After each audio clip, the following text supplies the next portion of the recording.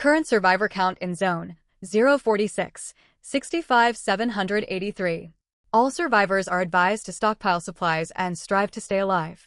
Lin Jixuan, you vicious wretch. It's all because of you that Yi died. You deserve to die for her. Jixuan, this is your elder brother Lu Qi and your younger sister Yi.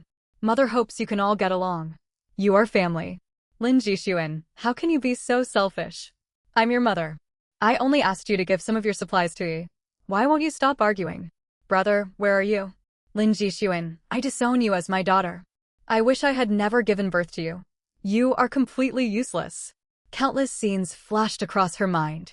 There was the glowing blue virtual panel that should never have existed on Blue Star, boundless wilderness and forests, and most of all, ragged-clad figures. They chased her, shouted insults at her, and even conjured knives out of thin air to stab her. Who were these people? She had never met them, yet they felt eerily familiar. Images shifted faster and faster, too quick for the human eye to follow. Lying on the bed with her eyes closed, Lin Jixuan's forehead veins bulged. Her nerves throbbed, and a splitting headache washed over her.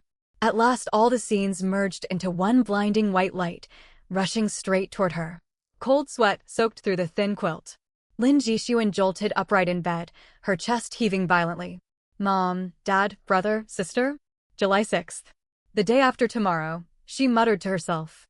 The dream had felt far too real, and Lin Jixuan could not shake its images. Congee for breakfast. Have you brushed your teeth? A tall, lean man walked out of the kitchen wearing an apron loosely tied behind his back, his neat, trim waist partially visible. Good morning, brother. Lin Jixuan tossed a used paper towel into the kitchen bin and stepped forward to carry outside dishes. Hurry and eat. I'm heading out soon. Clean the table once you finish. Lin Xiubai hung up his apron, stood before the full-length mirror in the living room, adjusted his suit, smoothed his clothes, and looked sharp and formal once more. He grabbed his keys, turned, and fixed his gaze on Lin Jixuan. Don't stare at your phone while eating. Finish filling out your university application today. Don't leave it until the last minute. Sitting cross-legged on her chair, Lin Jixuan nodded absent-mindedly while scrolling on her phone. The front door slammed shut, and silence settled over the apartment. Lin Jixuan wore a calm expression. She was already used to staying home alone. According to her late grandfather, Lin Xiubai had taken her in and raised her. After her grandfather passed away, only the two of them remained. She was a day student. Back in high school, she left home each morning alongside Lin Xiubai and returned alone in the afternoon. For most evenings and school breaks, she stayed by herself in the house. Lin Xiubai worked long hours and came home very late. Solitude felt normal to her. After clearing the table, Lin Jixuan leaned against the sofa and began researching universities. She really could not afford to procrastinate any longer. Her grades were excellent, so she filled in top-tier schools first. To be safe, she also selected several backup options. She looked up dormitory conditions and faculty information online and jotted down notes on paper. When will the moon be bright? I hold my wine aloft to ask the sky. An incoming call interrupted her reading. The number was unfamiliar. Slightly annoyed, Lin Jixuan set down her pen and answered while slumping back against the sofa. Hello, this is Lin Jixuan. Jixuan. This is Mother. Pardon. A bad premonition stirred inside her. What did you say? The voice on the other end shifted to a deep, solemn male tone. Jixuan, I am your biological father. You got separated from us when you were little. We spent years searching and finally found you. Lin Jixuan raised an eyebrow. Memories of last night's dream surfaced instantly, so she decided to test him. Do I have an older brother and a younger sister? That is right. Your elder brother is Lu Qi, and your younger sister is Lu Yi. Excitement colored Lu Fu's voice. He had mentioned the elder brother, but not specified that the girl was blood-related. Curious, Lin Jixuan asked, is my younger sister your biological child? Silence followed on the line. Then Lu Mu spoke. Jixuan, my heart broke when you went missing all those years ago. It was only after you joined our family that I found comfort. You are both my daughters. A real-life rich family switch daughters situation. Every detail matched her dream.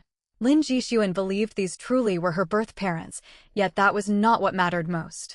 Her nightmare vision of being transported to another world for a survival game might actually come true. July 6th. Haunted by last night's dream, Lin Jixuan felt no warmth toward the Lu family. She gave a few perfunctory replies, said she needed to consult her guardian, and quickly hung up. Inside the Lu residence, the dial tones stung Lu Fu's eardrums. His knuckles whitened around his phone, and his face darkened. Beside him, Lu Mu's eyes were red. She kept dabbing at them with a handkerchief. Why did she hang up so quickly? Does she resent us for failing to find her sooner? Is this about Yi? On another sofa, Lucci pushed his glasses up with his middle finger, clear impatience and coldness in his eyes. The call had been on speakerphone, and he had heard every word. Lin Jixuan's question, "Is my younger sister your biological child?" pricked like a thorn. There was no need to tell her the truth. Yi has been my sister for more than 10 years. Why should Yi's status change just because Lin Jixuan shows up? Louis leaned against Lu Mu and gently took Lu Qi's arm, speaking softly to soothe him. Brother, please do not be angry. I am adopted after all. Sister Jixuan is the true biological daughter. I only hope I can keep staying with Mom and Dad. Lu Qi's expression stayed grim. He patted the back of her hand reassuringly. Yi, rest assured. You will always be my dearest little sister. Lu Fu picked up the report he had been reading and scanned down its lines. We must bring Jixuan home. Both she and Yi are our daughters. Lu Mu looked deeply worried. What if Jixuan refuses to come back? She said she needed to talk to her family. Lu Fu waved dismissively. Do not worry. I looked into their circumstances. Only a young lawyer guardian remains. Everyone else is deceased. The Lus are a powerful, wealthy clan. Why would she refuse? Still anxious, Lu Mu nudged his arm. What if she really refuses? She is the daughter I searched for over more than a decade. Fine, fine. Lu Fu frowned. We will fly over tomorrow to fetch her. Upon hearing this, both Lu Qi and Lu Yi's expressions shifted. I have plans tomorrow, so I will not come. I only accept Yi as my sister. If Jixuan upsets Yi after moving in, I will not go easy on her. Lu Qi stood and headed upstairs. You reckless boy. Lu Fu grabbed an orange and hurled it toward his retreating back. Lu Yi nestled deeper into Lu Mu's embrace, a faint smile tugging secretly at her lips. Arguments echoed inside the Lu household. Far away, as soon as the call ended, Lin Jixuan added the Lu family's phone number to her block list. Regardless of whether the Lu family's harassment in her dream would become reality, she wanted nothing to do with them. She already had the best family she could ask for and needed no others. After blocking the number, Lin Jixuan finished and submitted her university choices. That task complete, she turned her full attention to recalling her dream. Something deep inside made her suspect it was genuine, especially after everything matched what the Lu family had told her. Her heart raced wildly. Was it a premonition dream, like those common in novels? If so, she still lacked the typical protagonist's spatial storage ability. Lin Jixuan flipped her notebook to a fresh page and jotted down key terms. The dream had jumped erratically across timelines. She reorganized events in approximate chronological order, circling critical points. The most pressing concern, the Lu family would come for her. She had no precise time, but given the key date of July 6th, they would likely arrive either that day or the next. She needed to get away fast and avoid confrontation. Lin Jixuan dialed Lin Shubai's number. She composed herself, and the second he answered, she burst into loud, feigned sobs. Brother. What should I do? I'm terrified. Jixuan, what is wrong? Lin Shubai's voice sharpened with alarm. She heard the scrape of a chair being pushed back. I think I'm pregnant. Noise fell completely silent on the line. Even through the phone, Lin Jixuan sensed building tension. What did you say? You are pregnant. Lin Shubai's voice turned ice cold. Lin Jixuan flinched, yet kept up her act. Yes, brother, she replied innocently. I am coming home right now. Stay inside and do not go anywhere. Okay, I'll wait for you. Please hurry. Lin Jixuan stood and stretched, feeling no guilt at all. Very few excuses could pull her workaholic guardian home immediately. She had considered faking an injury, but feared he would call an ambulance. This lie worked perfectly. It alarmed him without doing real harm. She hurried into her bedroom and began packing luggage. Once Lin Shibai returned, they would leave. She owned many belongings and needed to hurry. Soon keys rattled in the front door lock. Lin Jixuan. Lin Shibai tossed his keys heavily onto the sofa and strode toward her.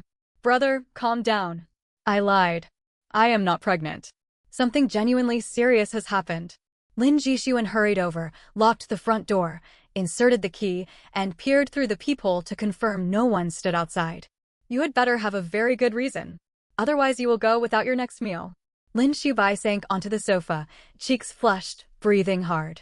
He had sprinted all the way home and had never imagined Lin Jixuan would trick him. Rage had boiled inside him the whole trip. Sitting beside him, Lin Jixuan handed over her notes. Last night I had a terrible dream. I thought it was only a nightmare. Then today I received a phone call from my biological birth family. The names they gave matched exactly the people I dreamed about. I suspect it was genuine foresight, the kind you read in fiction. Lin Xiaobai read her handwritten notes carefully, his frown deepening. The whole story sounded wildly absurd. The birth family is not what matters most. It is this survival system. In my dream it activates on July 6th and transports every human to another world, the day after tomorrow. The system divides people into regional zones. In my dream I ended up in a different zone from you and could never find you. Emotion from the dream washed over her. Her voice cracked. Brother, we cannot get separated like that. I cannot bear losing you. Do you truly believe this dream will come true? Lin Xiaobai set the sheet down and looked straight at her. I do. Lin Jixuan's eyes grew watery. Trembling slightly, she firmly grasped his hand. I do not want to lose you. Very well. I believe you. Lin Xiaobai pulled her into his arms and stroked her back gently. They could deal with the Lu family later. Composing herself, Lin Jixuan sat upright and urged him to pack. I have a plan. Let's travel to City A. It is the capital, and the Lu family will never track us down there. We need to leave right away. I am terrified they might show up at any moment. Lin Xiaobai stroked her hair and stepped onto the balcony with his phone. I will sort out urgent matters at my law firm. If nothing comes of this premonition, we can treat City A as a holiday trip. Everything laid out and her brother convinced, Lin Jixuan brightened and bounded back to her bedroom. They soon arrived at the airport and luckily caught a flight bound for City A, departing 2 hours later. This was only her second time visiting City A. Once checked into their hotel, Lin Jixuan mapped out plans for the next day. Barring surprise events, these would be her final 2 days on Blue Star. On the morning of July 5th, they visited the museum. Free tickets had long sold out, so she bought premium special access admission. They ate buffet breakfast at the hotel. Lin Jixuan loved the stir-fried rice noodles and had 2 full bowls. She was still full when they arrived at the museum, yet expected plenty of walking would aid digestion. Instead of endlessly taking photographs as she had on her previous visit, she carefully observed exhibits and memorized details. Before leaving, she bought several attractive cultural creative souvenirs. For lunch, they tried local spice stew with extra chili. Lin Xiaobai ordered plain noodles, which they mixed into the rich broth. The flavor was fantastic. They stayed inside the hotel for the rest of the afternoon. Temperatures soared outside, so they enjoyed quiet time together with air conditioning. They rarely got such peaceful moments. Lin Xiaobai was perpetually busy with work, and Lin Jixuan had been swamped with schoolwork. Ordinarily, they only crossed paths over breakfast and before bedtime. For dinner, they ate Peking duck. They ordered 3 whole ducks for the 2 of them. Lin Jixuan pulled off her gloves and assembled wraps by hand, serving both herself and her brother until they were thoroughly stuffed. Nowhere else served duck that crisp and perfectly prepared. After leaving the restaurant, Lin Jixuan linked arms with her brother and wandered slowly along city streets to aid digestion. Meanwhile, back at their old apartment building, Lu Fu and Lu Mu seethed with rage. What? They left yesterday. Find them. Track them down immediately. Lu Fu kicked hard against the front door. Lu Mu's face twisted with fury. City A blended ancient charm with modern bustle. Holding a milk tea drink, Lin Jixuan rested her head against Lin Xiaobai's shoulder. She wished this moment could last forever. This would likely be her final night on Blue Star. We should head back. Tomorrow will demand all our energy, and you need proper rest, Lin Xiaobai said. He took her milk tea and guided her toward the hotel. Though Lin Jixuan pretended to complain, she obediently followed. Entering a foreign survival world would indeed require every ounce of strength. The survival system would activate at midnight. Lin Jixuan and Lin Xiaobai sat early in their hotel suite's living room. They had pre-ordered large amounts of food, hoping to eat their fill before being transported. Fine Blue Star cuisine would become a luxury afterward. Lin Jixuan's heart hammered. While eating, she reviewed all critical details from her dream with Lin Xiaobai. They had already decided on in-game survivor IDs and prepared backup verification information. This time they absolutely would not lose each other. 12 o'clock, July 6th, 20 by 9. Beep. An odd electromagnetic hum echoed across every corner of Blue Star. Most people dismissed it as ordinary noise, yet a small number sensed something wrong and stared around warily. Lin Jixuan pulled Lin Xubai over to the window. A translucent protective barrier spread outside the planet's atmosphere, faint streams of data flickering across its surface. What is that? Look up at the sky. Other passers-by noticed the bizarre sight. Even on the 7th floor, they could hear shouts rising from the street below. Brother, it is starting. Lin Jixuan squeezed his hand so tightly her knuckles whitened. Lin Xubai's heart sank. No matter how willing he had been to humor Lin Jixuan's strange premonition, deep down he had clung to rational doubt. Yet now it was unfolding right before his eyes. Beep. Survival system booting up. Temporary protection barrier activated. Full planet coverage for Blue Star. Scanning all living organisms on Blue Star. Beep. Intelligent life detected. Species, Homo sapiens. Binding survival system to all subjects. Inter-dimensional transport commencing. All survivors, please brace yourselves. Countdown, 5. Brother, please stay alive. Lin Jixuan threw her arms around his waist. Fear and sorrow colored her tone. Lin Xubai wrapped his arms around her shoulders and whispered by her ear, stay safe. I will find you, Jixuan. Inter-dimensional transport initiating. The world spun violently. Blinding white light swallowed everything. And the person holding her vanished. After an unknown stretch of time, Lin Jixuan stumbled and fell onto solid ground. She planted her palms against the earth and retched. When her dizziness faded, she cautiously scanned her surroundings. She stood deep inside dense jungle. Enormous trees soared toward the sky. The nearest trunk measured 3 to 4 meters across, and others further away looked even larger. Tall, thick undergrowth rose higher than her height. Multicolored ripe wild fruits hung on the bushes, looking wonderfully tempting. Instinct warned her not to touch them, so she refrained from picking any. Once she confirmed no immediate danger surrounded her, Lin Jixuan calmed down and spotted a tiny flickering light icon floating in the bottom right corner of her vision.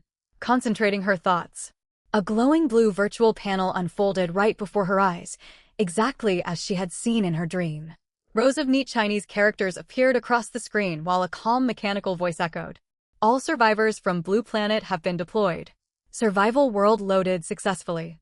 Welcome, survivor, to bind with the survival system. This system assists intelligent beings from Blue Planet in adapting to survival in another world environments and boosts survival rates.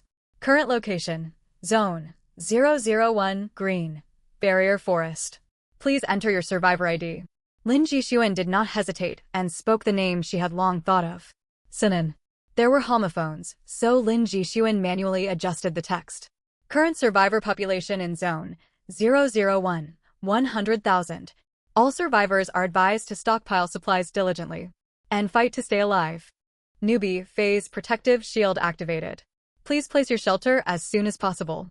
Time remaining, 23 hours 46 minutes and 23 seconds. Warning, life occurs only once. Cherish your life and strive for survival. The mechanical announcement finished.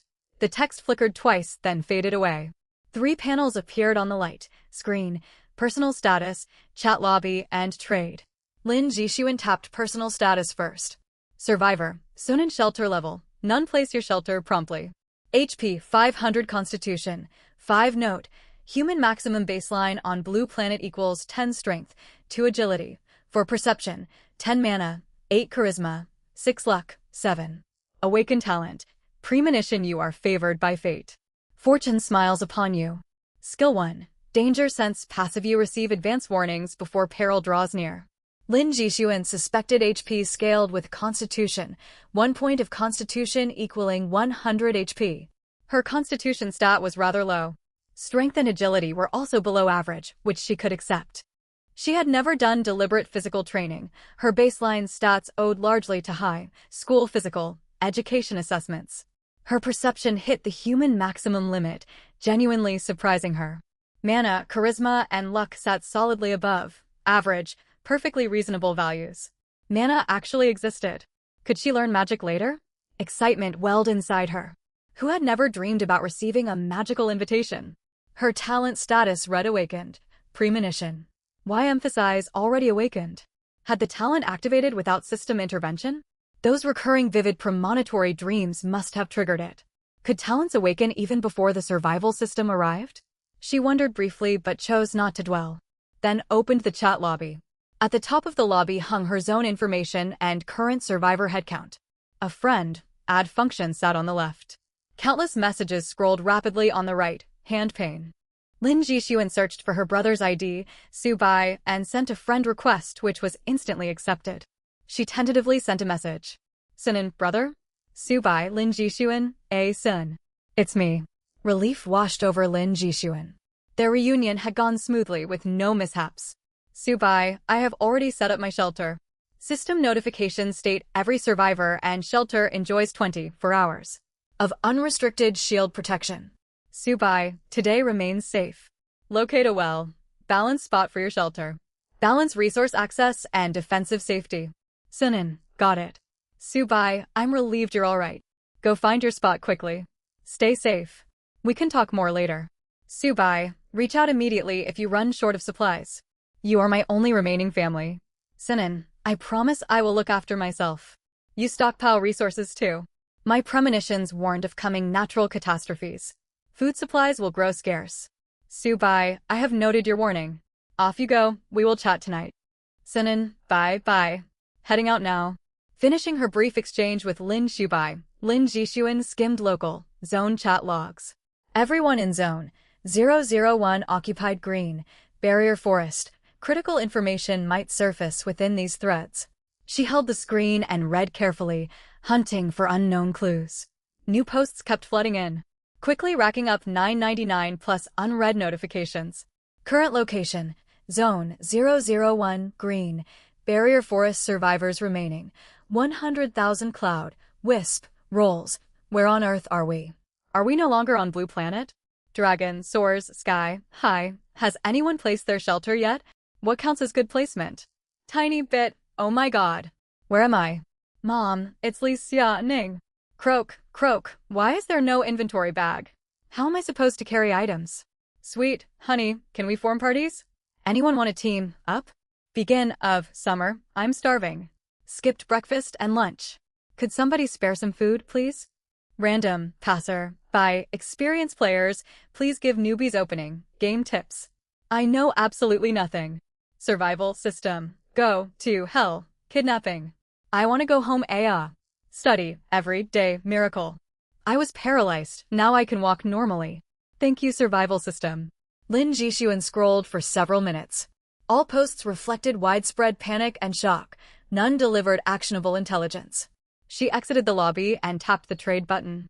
Predictably, it remained locked. She had expected this. Novels always locked trade and marketplace functions until later stages. So she felt no frustration. She stood, brushed dirt off her trousers and prepared to complete her objective, find suitable ground for her shelter. The survival system had standardized every survivor's outfit, long, sleeved shirts and long trousers. Perfectly suited for cool, damp woodland conditions. Unfortunately, the uniform had 0 pockets. Survivors could only clutch items by hand or cradle things in the loose hem of their shirts. With max, rank perception plus her awakened premonition talent, Lin Jixuan resolved to trust her intuition. Every direction looked identical, so she would rely on her instincts. She closed her eyes and repeated 3 times silently, "Show me the ideal shelter location." Calming her mind, she focused on sensing her surroundings. Faint, subtle feedback emanated from one bearing. The signal was extremely delicate. Without complete mental focus, she would have lost the connection entirely. Joy flared inside her eyes as she opened them, walking straight toward that direction. She trusted herself and her talent. She advanced at a moderate pace. Her target lay not too far away. Along the path grew countless bushes of varying heights, leaves displaying diverse shapes, circular, rhombus, shaped, fan, shaped and more. Many shrubs bore fruit. Most were exotic produce native to this alien world, while genuine blue, planet fruits were scarce. Some fruits registered as safe through her senses. Roughly half the alien fruits radiated dangerous auras. She plucked one transparent colorless fruit, its internal veins clearly visible in her palm. Unknown fruit description, colorless transparent fruit gathered by survivors and non-toxic. Quality, unknown durability, unknown nearly every field showed unknown. Only basic safety information was revealed. Data she had already perceived herself. The system offered no exhaustive analysis. Survivors needed to test everything for themselves. Lin Jixuan frowned. Were they all expected to sample wild plants blindly like the legendary divine farmer? Blue, planet fruits were far too few to feed this huge population. She dreaded thinking how many survivors might poison themselves. Experimenting with unfamiliar alien fruit. Did the novice shield protect internal organs from toxins? Anxiety pricked her thoughts for her brother. Yet Lin Qiubai was prudent. They had eaten not long ago, so he would not recklessly taste strange wild food. She sent him a lobby message. She could intuit whether fruits carried poison, advising him to avoid untried food. Once she finished setting up her shelter, she would compile a safety checklist for him. Lin Qiubai remained offline, presumably occupied. She pushed anxious thoughts aside. He would see the notification eventually. Later she planned to post the same food, safety notes in the zone chat lobby, hoping to reduce fatal poisonings. She traveled onward, pausing to rest 2 or 3 times. Whenever her danger sense flared, she detoured immediately. Once shortly after setting off, every hair stood erect on her skin. Spooked, she sprinted away without looking back. She had never run that fast even during high-school fitness assessments. She owed her narrow escape entirely to her passive talent. Thankfully dangerous, aura occurrences grew far more frequent near her destination. She encountered diverse wildlife along the way. Blue, planet gray hares peeked out of burrows. Fluffy, unfamiliar small creatures crawled across exposed tree roots. Large birds wove between tree trunks, soft feathers rippling in wind. Spiders as big as wash basins built webs high in trees, tiny creatures writhing trapped within emerald silk nets. 3 colored deer called softly as they wandered beside streams. Her understanding of danger sense deepened. Only severe mortal threats triggered pre-warnings. Minor hazards produced no alert. That giant spider was a perfect example. Glancing upward and spotting webs blotting out portions of the sky terrified her. Arachnophobia gnawed at her nerves. Though she never faced direct peril, repeated frights drained her mental energy. Tomorrow noon the novice shield would vanish. How would anyone survive afterwards? She finally arrived. Her perception locked onto the landscape ahead. Stepping over damp, decomposing leaf litter and brushing aside thick shrubbery, she beheld a broad mountain river valley spread before her. She stood at the valley entrance with an unobstructed panoramic view. Mountain ranges ring the valley, leaving 2 natural openings, one directly opposite her. Steep rocky mountainsides bore trees only at higher elevations, lower slopes layered with mottled green and brown moss. Snow-capped peaks towered at the far end of the valley, bare gray rock exposed below the snow line. A waterfall spilled down a gap on the left, hand snow, mountain, roaring down to feed a wide river, winding all across the valley plain. Rich black alluvial soil lined both river banks, perfect natural farmland. Flat open ground stretched across wide areas with sparse trees, requiring minimal clearing work. Drawing upon geography knowledge, she assessed the location: stable, abundant freshwater supplies. Surrounding mountains blocking cold winds, snow-capped peaks moderating local climate. Only 2 narrow choke point entrances. Strategically defensible, this was nearly perfect territory. Once more she felt grateful for her talent and her own caution. Lin Jixuan chose to place her shelter near the valley center, making future territory expansion convenient. Congratulations, Survivor Sun in shelter successfully placed. Current territory level 0. Newbie gift pack issued. Please claim your rewards promptly. Notice, your shelter shield shares the same expiry time as your personal Survivor shield. Monitor the timer closely, upgrade your shelter, or strengthen your personal capabilities soon. Shield remaining duration, 17 hours 39 minutes and 45 seconds. After minimizing itself, the floating light screen displayed the current time in its bottom right corner. When expanded, the timer moved to the top right. Lin Jixuan glanced over, 1821. The protective shield persisted until noon tomorrow. She had placed her shelter noticeably later than most other survivors. She needed to gather construction materials and scavenge supplies quickly. Notice, you are the first survivor within Zone 001 to awaken a personal talent. Global announcement pending. Enable anonymity? Yes/no. Though the system had marked her talent as awakened from the very start, formal global announcement triggering waited until shelter placement. Lin Jixuan suspected finishing the shelter placement quest completed full system binding. Hoping to develop quietly without drawing attention, she selected yes.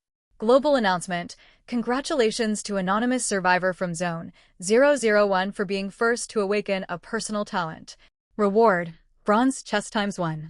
Global announcement. Congratulations to anonymous survivor from Zone 001 for being first to unlock a class. Reward. Bronze chest ×1.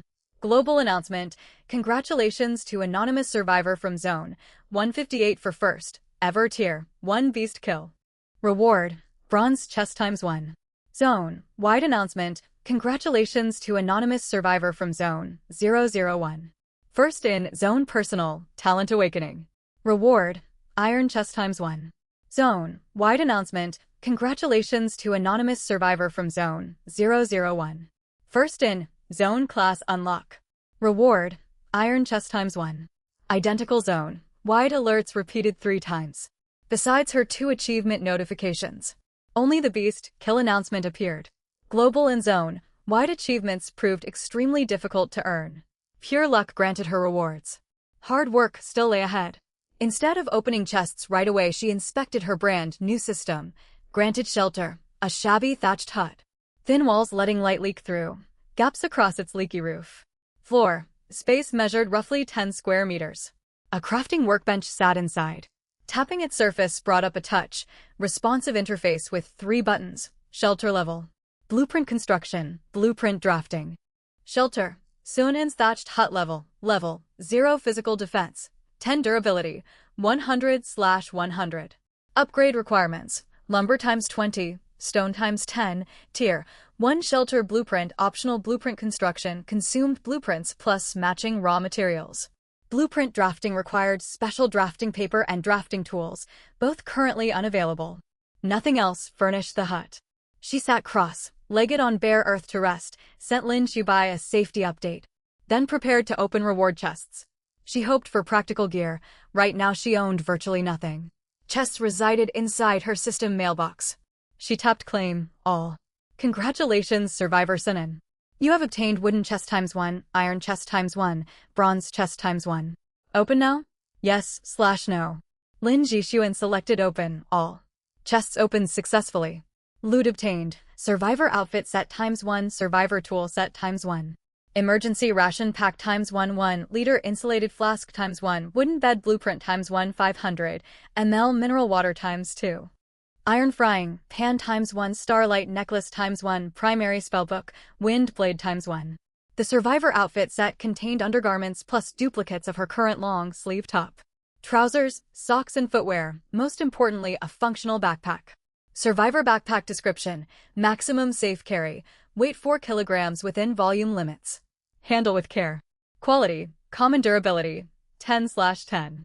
The survivor tool set included wooden axe, wooden pickaxe, wooden shovel and wooden club. Wooden axe/wooden pickaxe/wooden shovel/wooden club description, essential wilderness, survival implements. Quality, common durability, 10/10. The emergency ration pack held 2 dry hardtack biscuits plus 2 500 ml water bottles. Barely enough energy for 1 full day. Loot from iron and bronze chests proved highly practical. 1-liter insulated flask description, maintains heat 12 hours, temperature then gradually declines. Quality, common durability, 10/10. Wooden bed blueprint description, builds wooden bed measuring 0.8 m x 1.8 m x 0.5 m. Quality, common trait, 1. Time consumable blueprint. Crafting requirement, lumber ×5 iron frying, pan description, standard iron cookware from Blue Planet. Suitable for boiling water and preparing meals. Quality, common durability, 10/10. Starlight necklace description, starlight glimmers around your throat. Can you hear the stars whispering? Quality, special trait, ornament/equipable accessory effect, +2 perception, +1 luck when worn. Durability, 100/100. Primary spellbook, wind blade description, consumed to learn wind, blade spell with probability of success. Wind, blade size and destructive power scale with mana expenditure. Quality, common trait, 1. Time consumable spell, book. Usage prerequisites, mana greater than or equal to 5, wind, Element Affinity. Lin Jixuan took each item out one by one to examine. A craftable bed meant she would no longer sleep on bare dirt. Copies of the blueprint could potentially be traded for supplies later. Cookware was vital for boiling drinking water and preparing food. She wondered whether her brother possessed cooking gear. In wilderness survival, all water and food needed sterilization. If Lin Xiaobai lacked cookware, should she send him this frying pan and let him manage meals? She could boil water fine. Yet, she had minimal cooking experience. Back home, Lin Xiaobai always prepared meals. She did not want to risk ruining food through amateur attempts. Opening her friends list, she messaged Lin Xiaobai, who was online. Sinin, brother, I looted a frying pan from Chester Ward's. Do you already have cookware? I cannot cook well. Subai, I have obtained no cookware. Subai, send the pan over. I will handle all cooking from now on. Come collect meals on time. Subai, I received 2 cotton blankets. One is for you to sleep under tonight. This healing potion is also yours. Keep it on your person and do not hoard it selfishly. System notification. Survivor Subai has sent you cotton blanket ×1, minor health potion ×1. A health potion. A precious consumable that instantly restored HP, regardless of injury severity. After brief hesitation, she accepted the gifts. She knew Lin Xiaobai would refuse to take them back, accepting calmed his worry. In future, whenever she obtained other rare resources, she would send them to him. Once she crafted wooden beds, she intended to gift him one as well. Sinin, brother. Thank you so much. Sinin, I will work hard gathering food materials. I will supply ingredients for you. Subai, stay vigilant for danger. Sinin, I absolutely will. System notification. Survivor Sinin sent iron frying pan ×1. System hint. Each survivor has a daily limit of 10 friend to friend item gifts. Plan usage wisely. Items could only be gifted to friends. No direct player to player trading existed, and daily gift limits were strict. Quick wealth through reselling goods was impossible. Lin Jixuan examined her newly received items. Cotton blanket description. Thin lightweight cotton blanket 1.5 m × 2 m. Quality. Common durability. 10/10. Minor health potion description. 100 milliliters healing liquid sealed inside sturdy shatter. Resistant glass vial. Restores 1000 HP upon consumption. Quality. Common durability. Not applicable sealed. Once opened must be drunk within 1 hour or contents become inert. She stored the cotton blanket inside her chest, storage space, and slipped the health potion safely into her backpack. She sorted through remaining reward items. The starlight necklace sported simple silver, toned chain with pale, gold star pendant, and she put it on right away. Last of all came the spell book, Real Magic. She poured a little mineral water over her hands, half playfully hoping for good fortune. Congratulations, Survivor Sinin. You have successfully learned Spell Wind Blade. Reward for first time skill learning. Iron chest ×1 awarded. Prerequisites met for class advancement. Would you like to take class, Mage? Yes/no. Lin Jixuan's heart leapt with excitement. She selected yes without a second thought. No other class appealed to her more than Mage. Congratulations, Survivor Sinin. You have advanced to class, Mage. Reward, Iron chest ×1 awarded. She opened her personal status panel again, smiling happily upon reading her newly updated class entry. Survivor, Sunin Shelter Level 0 class, Mage Rank, Level 1 Mage Apprentice HP, 500 Constitution, 5 Strength. 2 Note, the human limit on Blue Star is 10 Agility. For Perception, 11 10 +1 +2 Mana, 9 8 +1 Charisma, 7 6 +1 Luck, 7 +1. Awakened Talent, Premonition. You are the favorite of fate. Fortune smiles upon you. Skill 1. Danger Sense passive. You receive advance warnings before danger draws near. Skill 2. Veiled Destiny passive. You are immune to all divination, prophecy, and causal tracking. No living being may pry into your information. Lin Jixuan had gained +1 to Perception, Mana, and Charisma, likely stat bonuses granted by the Mage class. Without concrete stat, increased notifications early, game, 3 points of class-based attribute bonuses were quite substantial.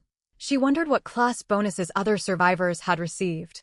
She planned to browse the global chat channel that night to look for relevant information. A second class crossed her mind, yet she quickly suppressed that unrealistic thought. Reading further, she found her talent had unlocked skill 2. She could not tell whether this stemmed from her class bonus or her perception breaking 10 points. Another passive skill.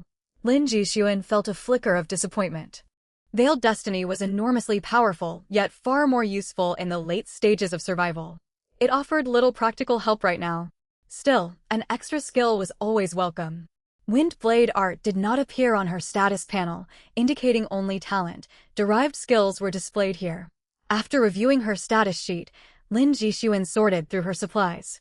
The system had rewarded 2 more iron grade chests. Chest opened. Congratulations, survivor. Obtained. Iron ore times 10, hemostatic ointment times 1, potato seeds times 3, 500 ml mineral water times 3, writing kit times 1, fluffy mattress blueprint times 1. Lin Jixuan hauled the iron ore beside the workbench. The interface showed iron ore could substitute for stone and grant enhanced durability. Pretty smart design. All other loot proved equally valuable. Her stock of rare medicine grew, seeds opened up farming opportunities. The writing kit would serve for record keeping. With the blueprint, she would no longer have to sleep on bare planks. Hemostatic ointment description. A porcelain jar holding 50 milliliters of hemostatic salve. Stops bleeding upon application. Quality. Common durability. Not applicable. Potato seeds description. Plant to grow potatoes. Extremely low mutation chance. Quality. Common durability. Not applicable planting requirement. Land contamination 10 writing kit description. Contains 1 blank notebook and 1 black pen. Quality. Common durability. 10/10. Fluffy mattress blueprint description. Blueprint for a 0.8 m x 1.8 m x 0.05 m mattress. Quality. Common trait. Consumed on use crafting requirements. Plush material times 20. Leather/cloth times 10. Fiber times 5. Fully rested, she headed out to explore again. After opening, chests remained physically intact. When Lin Jixuan placed her hand against one, a system prompt popped up. Detecting decomposable wooden chest. Decompose? Yes/no. Lin Jixuan selected no. Storage space was desperately scarce, so she kept the chests and would decompose them later if necessary. She stowed food and her thermal flask inside the wooden chest, spare clothing in the first iron grade chest, survival tools plus the writing kit in the second iron grade chest, and blueprints alongside potato seeds inside the bronze grade chest. She pushed all chests into the corner of her thatched hut and got ready to leave. Dusk had not yet fallen. She still had time to scout the surrounding terrain. Slinging on her backpack, which held a health potion, hemostatic ointment, and 1 bottle of mineral water, she grabbed a wooden shovel. She would not chop trees or mine today. Her priority was environmental reconnaissance and resource gathering. She would gather timber near the shelter on her return for easier transportation. Moreover, Lin Jixuan intended to level a stretch of ground around her shelter. Later she would fence it off as a defensive perimeter. A single shovel sufficed, good both for digging and self-defense. Now that she could wield magic, she was eager to test it. Her goal was fresh game for supper. Naturally, she kept her expectations realistic. Small animals would be her target today. Hiding sideways behind a tree, Lin Jixuan fixed her gaze on a plump gray rabbit not far from a burrow out on the grass.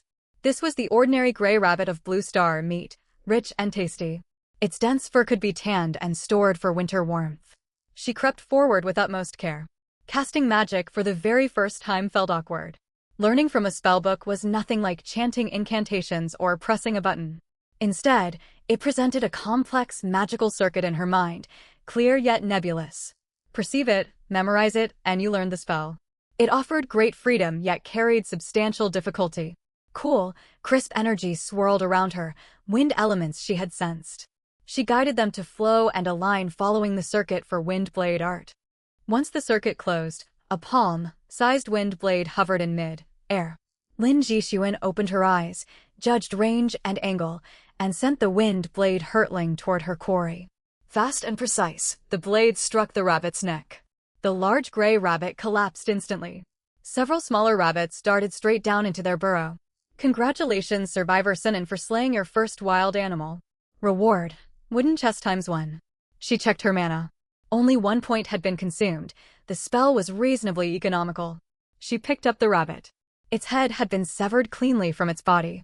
Her aim was accurate, yet her casting speed left much to be desired. She would need practice. Once she mastered the circuit fully, magic would flow at her will. Blue, star gray rabbit description. Game hunted by survivor, son and head severed from body. Tender flesh, quick to spoil. Shelf life. 3 days she dug a hole and buried the rabbit's head. Preparing it would demand seasonings she did not possess. Rabbit meat alone would be enough. She wrapped the carcass tightly in large broadleaves and slipped it into her backpack. Messy as it was, she had no other container. She would clean everything at the nearby river. A tributary river lay only minutes away from her shelter, conveniently situated. She planned to dress her kills on its banks. Wildlife proved abundant along the path. Before reaching the water, she bagged a second gray rabbit, one non-venomous unknown bird, and one harmless rodent-like creature with a cat-like head and a rat-like tail. Having gathered enough meat for 2 people, she stopped hunting. She would return for large-scale harvesting once she learned meat preservation methods. Along the way, she collected 2 samples apiece of every harmless alien fruit and plant she found: bush-borne fruits, vine fruits climbing high tree trunks, and tubers buried underground. This nearby tributary ran calm. Its center lay deep, yet the near-shore shallows were plainly demarcated. Her backpack overflowed. She sat on a riverside boulder and emptied its contents. First, she scrubbed the pack clean, laid the washed fruits at the bottom, and placed fragile plant samples on top. She filled empty mineral water bottles with river water and slipped her wooden shovel into side loops. Raw meat traveled separately to avoid soiling her bag. Lin Jixuan tried flint shards to butcher her prey, yet the stone edges were blunt. Cutting required enormous effort, and they shattered easily under pressure. After short, while she was breathless and exhausted, abandoning stone tools, she repeatedly condensed solid wind blades. Sharp enough to slice skin from flesh with effortless strokes, they made ideal butchering implements. The downside was continuous mana drain that grew heavier over time. Fortunately, she had few carcasses. She finished dressing all game with 3 mana points remaining. She wrapped each portion in clean leaves into 4 separate parcels and sent them as a gift to Lin Shubai. Soft, humid wind drifted up the valley. Sunset blazed across the sky, fiery clouds shifting from orange to rose, pink, gilded by the sinking sun. Dusk drawing near, Lin Jixuan hurried back toward shelter. Inside her hut, she set down all her haul and leaned her backpack beside the wooden chest. With no artificial lighting, she left the door ajar. Golden sunset streamed inward, bathing the narrow thatched hut in warm amber glow. She opened the chat interface. Lin Shubai had accepted her meat gift and sent over his own dinner, a bowl of fish soup made from ingredients he had foraged. Lin Jixuan postponed eating. Darkness had not yet fallen, so she used the remaining daylight to chop timber. Her wooden axe felt clumsy. Even straining hard, she only managed small gashes in tree trunks. After 3 tries, she gave up. Combining spell practice with logging seemed more efficient. Her mana had regenerated slightly to 4 points. She estimated roughly 1 mana point recovered per hour. She hoped to loot mana, restoring potions soon. One wind blade strike sheared huge chunks from thick tree trunks, leaving only fragile inner cores barely holding upright. To conserve mana, she combined wind blades, axe blows, and kicks. Weakened trunks toppled with well-placed kicks. Sturdier ones yielded to repeated axe work. Her protective barrier remained active, so she faced no danger. She kept felling trees until her mana was completely depleted. Uprooting stumps proved surprisingly easy. Though enormous, the trees of green barrier forest possessed shallow, underdeveloped root systems, and she dug them out quickly. Timber description: log from green barrier forest. Worth 20 units of wood. Quality: common durability. Not applicable. Tree stump description: stump from green barrier forest. Worth 3 units of wood. Quality: common durability.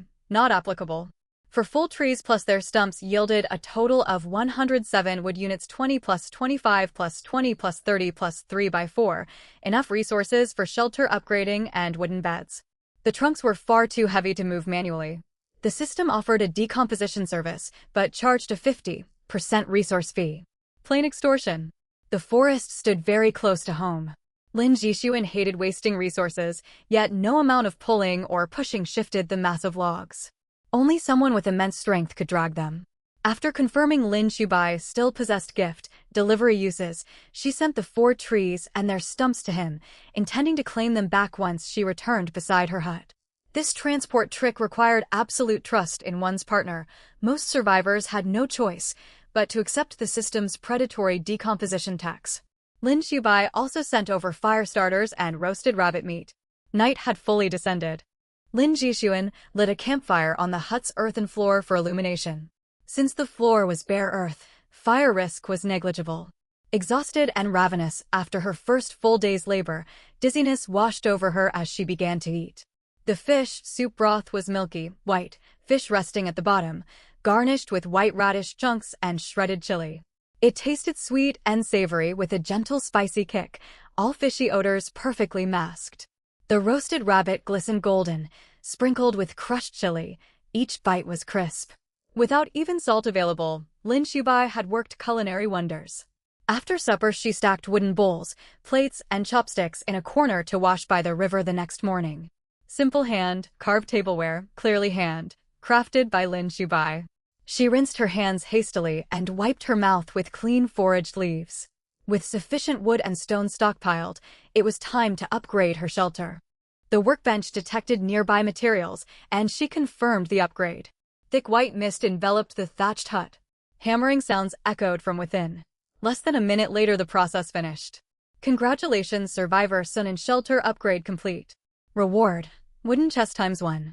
Shelter: soon and small log cabin level. Level 1 physical defense, 70-50 plus 20 durability, 200 next. Level upgrade requirements: wood ×200, stone ×100. Adhesive material ×20, level 2 shelter blueprint optional. The level 1 cabin doubled the floor space of the old thatched hut. Walls and roof were solid timber secured with iron wire. The dark, gray solid floor appeared to contain iron, reinforced components. Those 10 iron ore units had been well spent, granting plus 20 extra physical defense. 97 wood units remained. Lin Jixuan decided to craft 2 wooden beds. She fed both crafting blueprints into the workbench. Furniture crafting operated silently. 2 minutes later, 2 wooden beds materialized inside the cabin. She sent 1 bed as a gift to Lin Xiaobai. With critical tasks done, she set about documenting alien fruits and plant samples. She planned to share screenshots of system item descriptions, complete with faint item, image backgrounds, compiled into 1 bulk post. She would hold off writing notes in her notebook for now. She composed the message inside her private chat with Lin Xiaobai, then copied the text to the global public chat.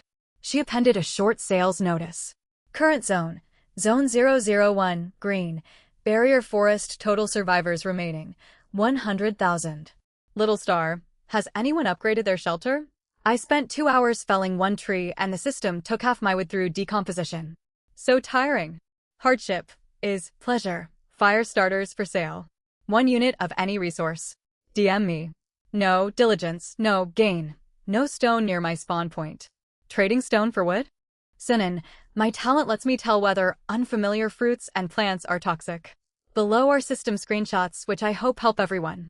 Only toxicity is confirmed. No guarantee against other adverse effects.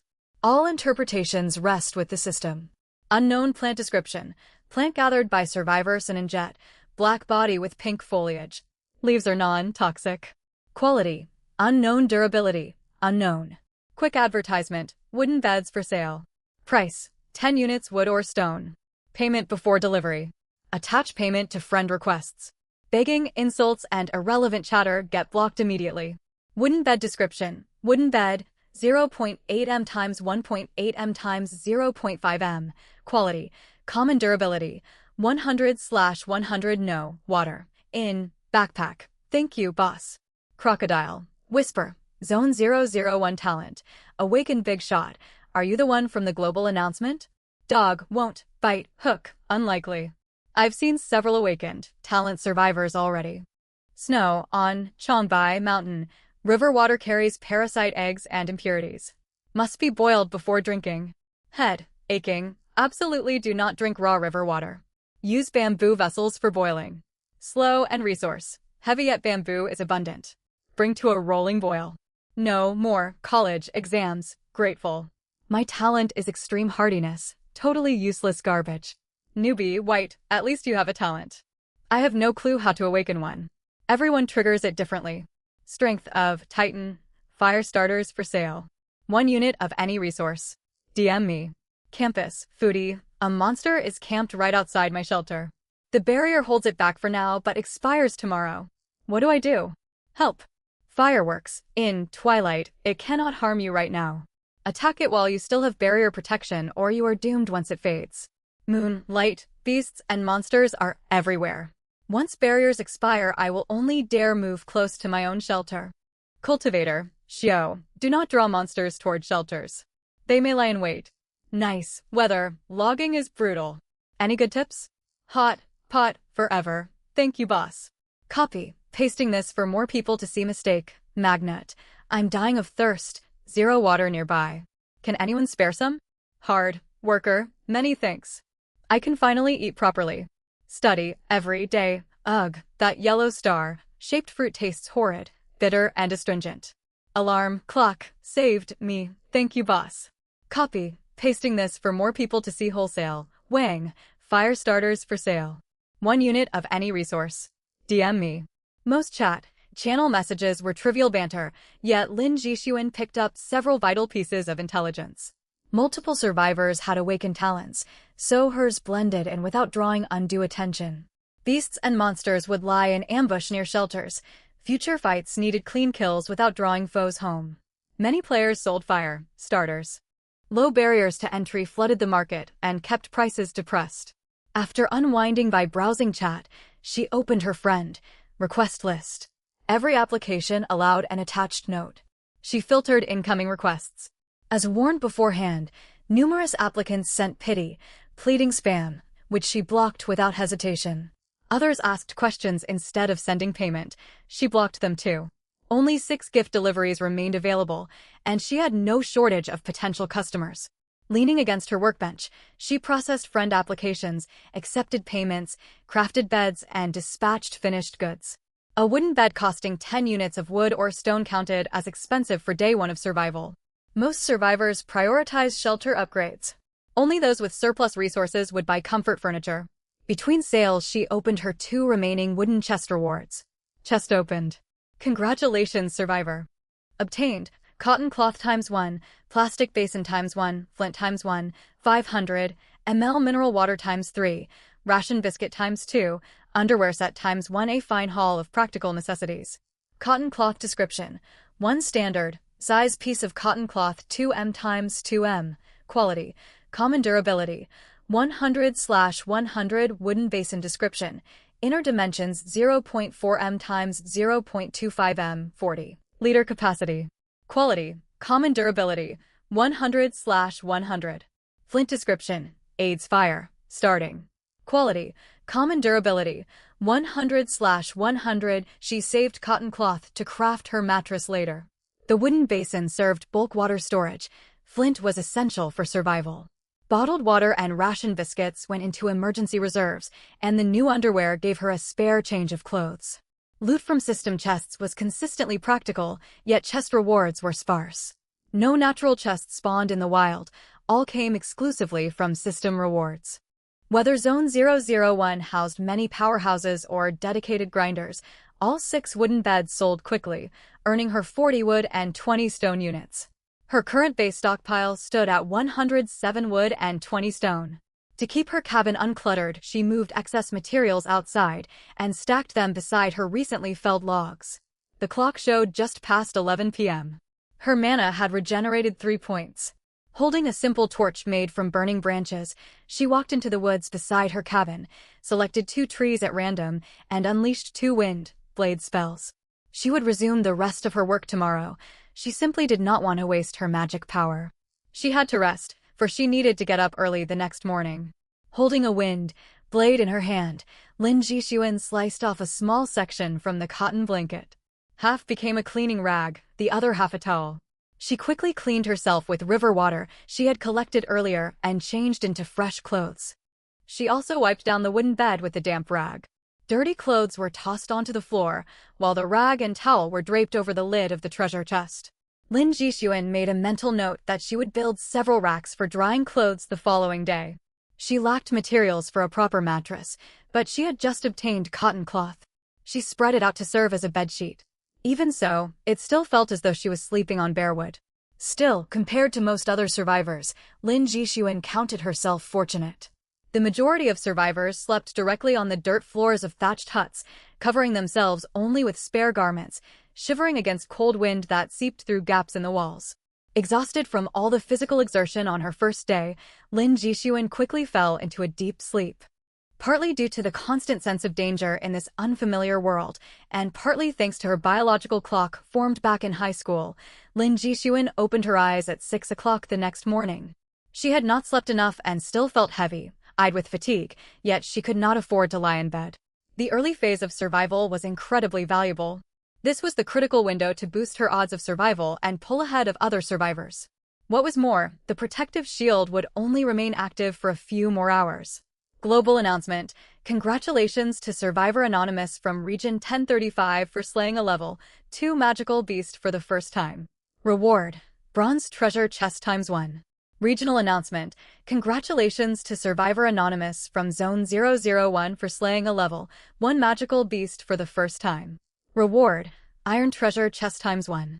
Regional announcement. Congratulations to Survivor Anonymous from Zone 001 for slaying a level 2 magical beast for the first time. Reward. Iron treasure chest ×1. So many announcements first thing in the morning. Had other survivors stayed up all night hunting monsters? Lin Jixuan felt a twinge of guilt for being too lax. She got out of bed without delay. She had already mapped out her work plan for her second day in this world. In the morning, she would explore a bamboo grove not far across the river. Her intuition had warned her that this was the nearest source of danger nearby. While the protective shield still held, she intended to neutralize this threat. Her afternoon schedule was set aside for stockpiling supplies, subject to change once the novice phase ended. Before heading out, Lin Jixuan checked her personal status. Her magic power had fully regenerated. Could sleep grant a bonus to magic power recovery? The fruit plants she had gathered the previous day were safely stored inside the treasure chest. Her backpack still held a healing potion and hemostatic ointment. She added fresh mineral water and empty bottles, along with all her survival tools and flint, and stuffed in the dirty clothes she had taken off the night before. Having figured out a clever new way to use the friend gift function, Lin Jixuan no longer worried about transporting bulky supplies. She washed her face briefly by the river, ate breakfast sent over by Lin Shubai, and prepared to cross the water. The river was roughly 3 meters wide. She planned to form a simple bridge using trees growing along the bank. After picking out a suitable tree, she predicted where it would fall and cleared away weeds and stones in its path. Soon wind whistled through its branches. The trunk toppled exactly as she had planned, spanning the 2 riverbanks. She wedged several broken stones into the gaps between the log and the banks to secure it, completing a stable log bridge. The trunk was nearly 4 meters in diameter, giving Lin Jixuan great peace of mind as she crossed. It was 7 o'clock. Lin Jixuan headed straight deep into the bamboo grove. The bamboo forest stretched on for miles. Green stalks rippled, producing a soft rustling sound as wind swept through. Walking among the bamboos, Lin Jixuan felt her mind and body relax. The deep woods calmed her spirit. Light and shadow interwove deep within the grove, wrapped in profound stillness. From further inside came roars and the sound of clashing bodies. Emboldened by her active protective shield, Lin Jixuan quickened her pace. Were 2 creatures fighting over territory? Perhaps she could reap some rewards from their battle. She pushed aside bamboo branches and stepped into a wide clearing. 2 enormous magical beasts faced each other, surrounded by shattered bamboo fragments. Dominating the standoff was a giant python. Its massive body coiled amid the bamboos, its thick torso rippling outward. Its clearly defined scales glowed dark red, marked with scattered wounds. It fixed its gaze on the snow leopard opposite it, flicking its tongue and letting out low, threatening hisses. Blackened splatters stained the ground. This python was venomous. The snow leopard was several times larger than those found on Earth, measuring roughly 3 meters long with a tail as long as its body, held high behind it. It was gravely injured. Its silvery fur was streaked with wounds. A huge patch of skin was torn away from its left shoulder, oozing dark blood. Its hind legs trembled constantly, signs of internal damage plain to see. Lin Jixuan's arrival drew no notice from either beast. She was far too small to pose any threat. She decided to target the python first. Though the snow leopard was badly hurt, the python represented the greater danger. Lin Jixuan suspected the python was the original inhabitant of the bamboo grove, while the snow leopard had descended from the snow-capped mountains behind the river valley. Her heart hammered. Her hands and feet grew weak with fear, yet she stepped forward between the two beasts, positioning herself closer to the python. A thought stirred and a blade materialized, flying toward the giant snake. Lin Jixuan had never fought such a huge serpent. Unsure of where its vulnerable 7-inch point lay, she aimed straight for its head. Enraged, the python let out a sharp explosive hiss and lunged toward her. Lin Jixuan stepped back instinctively, only to watch the monster bounce harmlessly off her protective shield. Her fear melted away. She stood firm and kept launching attacks. One blade followed another in steady succession. The python's scales were extremely tough. Her first strike only cracked them without piercing deep. Lin Jixuan concentrated all her blades on the same spot, finally cutting into its head. Behind her, the snow leopard lunged at the python, letting out clear, fierce roars. It fought alongside her. The snow leopard drew the python's attention, making Lin Jixuan's attacks far more effective. Soon the python went still, yet no system notification popped up confirming the kill. The snow leopard kept biting and clawing. Lin Jixuan delivered one final blade strike. Sure enough, the python had been feigning death. It tried one last desperate assault before collapsing for good. Congratulations, Survivor Sunin, for slaying a level 2 magical beast for the first time. Reward: wooden treasure chest ×1. Magical beasts possessed considerable intelligence. From now on, she would rely solely on system kill notifications. Lin Jixuan relayed this observation to Lin Xibai. In survival, no detail could be overlooked. Level 2 beasts were immensely powerful. She could never have defeated the python without the snow leopard's help. Had other survivors worn monsters down through all-night combat, or did they simply possess far superior combat stats? A strong sense of insecurity washed over her. Once the fight ended, the snow leopard collapsed beside the python's corpse. Its chest rose and fell rapidly. Its gaze grew unfocused, dark, red blood soaking the earth beneath it. Its life was slipping away. Having just fought side by side, Lin Jixuan chose not to attack the wounded beast. The snow leopard's injuries combined with venom meant it would most likely die soon. There was no need to waste her magic power. The snow leopard understood its fate. Its eyes grew moist, and it let out a long, soft mew. Ow. A snow leopard cub no bigger than a house cat stumbled out of the bamboo thicket, tumbling once mid-run. Fluffy and round, it pressed itself against the adult snow leopard's neck, its clean fur stained with blood. It nuzzled anxiously, letting out thin, repeated whimpers. The wounded snow leopard turned its head with great effort and gently rubbed the top of the cub's head with its nose, rumbling softly in its throat. Then it firmly nudged the cub toward Lin Jixuan, lifting its head to look at her. A faint, pleading mewl escaped it. It was entrusting its cub to her as it faced death. Complex emotions welled inside Lin Jixuan. She walked over and tentatively stroked the snow leopard's head. The beast rubbed her palm, docile and compliant. She reached down and lifted the cub into her arms.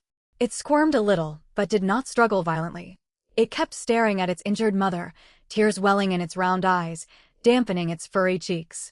Both mother and cub were so gentle that Lin Jixuan felt a pang of conscience. She distrusted her fellow humans, yet she found it hard to turn away helpless furry creatures. Heaving a deep sigh, she made up her mind. She set the cub down and walked toward the python's corpse. Behind her, the snow leopard let out desperate, anxious cries, as though it believed its plea had been rejected. Lin Jixuan moved quickly. Using wind blades, she sliced open the python's body along its wounds. She pulled out its gallbladder and a translucent crystal core. The gallbladder was large, roughly the size of a duck egg, dark green almost to black. She forced it into the snow leopard's mouth, wiped excess blood across its fur, and spoke in a soothing tone. "This will counteract the poison. Eat it quickly." She wrapped the crystal core in leaves and placed it in her backpack. Once the gallbladder was consumed, she poured her only healing potion down the snow leopard's throat. Having completed emergency first aid, she set about cleaning its wounds. The snow leopard's enormous size meant 2 bottles of water were exhausted before she could wash away all filth. By this point, the gallbladder and healing potion had taken effect. The blood flowing from its wounds turned bright red again. The snow leopard found enough strength to stand. When fully upright, the 3-meter-tall beast stood roughly level with Lin Jixuan. For a heartbeat, she feared it might turn hostile, yet it only gently nuzzled her cheek. At that moment, a system window popped open. Congratulations, Survivor Sunin, for being the first to subdue a magical beast. The pet rankings will unlock once the novice phase concludes. A global announcement is ready to send. Remain anonymous? Yes/no. Lin Jixuan selected yes. Global announcement. Congratulations to Survivor Anonymous from Zone 001 for being the first to subdue a magical beast. The pet rankings will unlock once the novice phase concludes. Reward. Bronze treasure chest ×1. Regional announcement. Congratulations to Survivor Anonymous from Zone 001 for being the first to subdue a magical beast. Reward. Iron treasure chest ×1. Messages flooded the public chat channel for Green Barrier Forest, Zone 001. Half of all global announcements so far had originated from their zone. Everyone speculated about which hidden expert was behind these feats. Lin Jixuan did not open the chat interface. She thought she could see the pattern behind system announcements. Any noteworthy survival action triggered public notices alongside treasure chest rewards. The system encouraged other survivors to follow suit to raise overall survival rates. Soft pressure brushed against her leg. The snow leopard cub was copying its mother's affectionate gesture, yet being so small it could only rub against the hem of her trousers. Another system window appeared. Congratulations, Survivor Sunin, for subduing a magical beast. The pet rankings will unlock once the novice phase concludes. She had unexpectedly gained 2 pet companions at once. While the adult snow leopard could not defeat the python alone, its combat power remained outstanding. Once the novice phase protective shield vanished, having the snow leopard would drastically improve Lin Jixuan's personal safety. She picked up the cub and led the adult snow leopard toward the river to clean its wounds. She left the python's corpse in the bamboo grove, planning to return later to process it. Without gauze, she used clean plant leaves to wipe the injuries. The snow leopard stood perfectly still, obedient. Its maximum health was clearly well above 1,000. The healing potion had pulled it back from critical condition, yet surface wounds remained unhealed. Once cleaned, she spread a thin layer of hemostatic ointment over the injuries, stretching the supply thin. She stored the empty ceramic container in her backpack for future reuse. Seeing its mother alive and improving, the cub grew overjoyed, rolling and darting circles nearby. Lin Jixuan lifted it and gave it a thorough wash. Shaking water from its coat, it was once again clean and fluffy. Looking at the 2 snow leopards beside her, Lin Jixuan felt a warm fullness in her chest. She took a photo of herself together with the pair and sent it to Lin Xibai to show off. Sunin, brother. Look at my leopards. Aren't they magnificent and adorable? Image Xibai, they are wonderful. I'm so proud of you, son. Making global announcements is quite an achievement. Xibai, now you have a measure of safety. Big brother is truly proud of you. Lin Jixuan's cheeks flushed slightly. Lin Xibai certainly knew how to give heartfelt praise. Sunin, brother, I was too busy yesterday to tell you. My talent is premonition. I sense incoming dangers ahead of time, and I have unlocked the mage class. Don't worry about me. Sunin, your little sister has grown strong now. If you ever need anything, tell me, I can help you. Xibai, I know my soon has matured. Xibai, don't worry about me either. I have unlocked the assassin class, and my talent pairs perfectly with it. Sunin, you are amazing too. Confetti emoji. Chatting with Lin Xibai helped calm her excited mood. She pulled out her dirty laundry, washed them, then brought the wet garments to the bamboo grove to hang them out to dry. It was 10 o'clock. Lin Jixuan returned to the bamboo grove along with her 2 snow leopard companions. Bamboo was extraordinarily useful.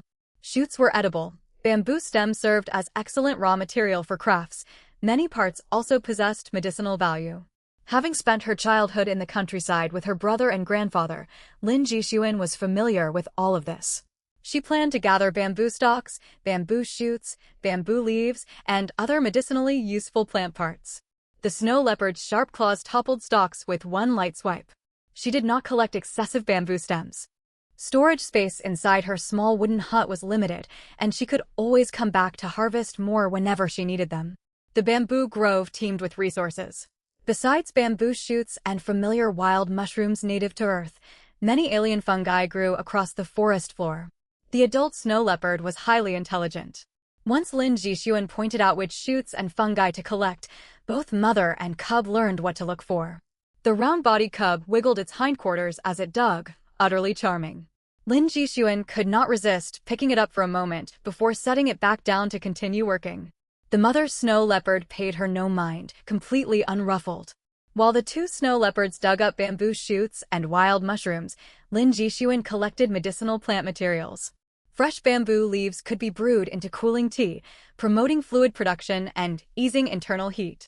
She did not need to gather extra leaves since she already had cut bamboo stalks. The inner soft layer of bamboo stems, known as bamboo shavings, cleared heat, resolved phlegm, and soothed upset stomachs. She stripped away the hard outer green bark and scraped off the pale green fibrous inner layer, planning to finish processing these materials back at her hut. Rhizomes and root fibers from old bamboo, called black bamboo roots, reduced fever, dispelled wind-related ailments, promoted blood circulation, and counteracted toxins. These formed her primary collection target. She piled harvested roots neatly to one side. She also cut quantities of climbing vines to stockpile as raw supplies. Using local materials, she built 2 drying racks and crafted 2 brooms. Her 2 companions had already amassed a huge mound of bamboo shoots and wild fungi. Lin Jixuan guided the snow leopard to help her process the giant python.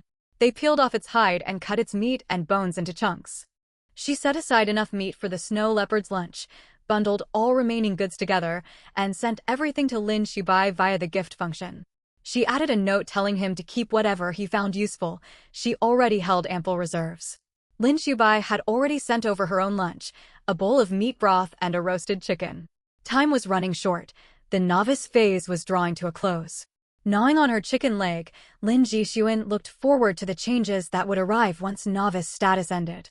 Survival Day 2, 12 o'clock beep, novice phase complete. Protective shield retracted. Survival system updating 10, 9, 8, 2, 1, 0. Survival system update finished. Survivor calendar loaded.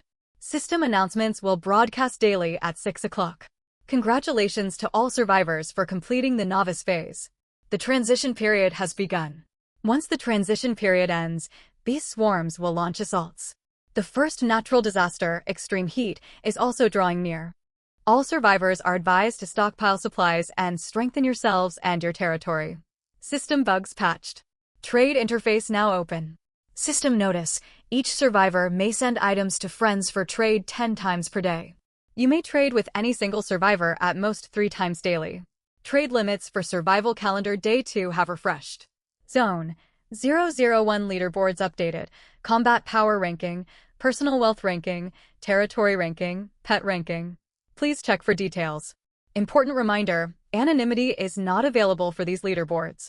Hard work brings its rewards. System treasure chest rewards have been distributed. Next leaderboard reset, midnight, Survival Calendar Day 31. Strive to improve your rankings. The newly added Survivor Calendar appeared prominently where the old time display had sat. Green Barrier Forest, Zone 001 Survival Calendar Day 2, 12:05 Weather Report, clear. 16 degrees Celsius to 26 degrees Celsius, gentle breeze. Beast Swarm Countdown, 4 days, 23 hours, 53 minutes, 42 seconds. Lin Jixuan did the mental math. The beast swarm would strike at noon on Survival Day 7, leaving roughly 5 days to prepare. Beyond stockpiling goods, defensive barriers had to be constructed. The opening of the trade interface allowed secure exchanges with other survivors. Many items were on her wish list. She still lacked numerous daily necessities and hoped to find defensive-related goods. Now that the old system bug had been fixed, she could only trade 3 times per day with the same person. She could no longer treat the friend gift function as a portable storage space. The system-updated leaderboards were located on the right-hand side of the personal information interface. Anyone accessing their personal profile could view the Zone 001 leaderboards. Lin Jixuan tapped open the page, and a system prompt popped up first. Congratulations, Survivor Sunin. You have obtained ×1 golden treasure chest and ×3 silver treasure chests.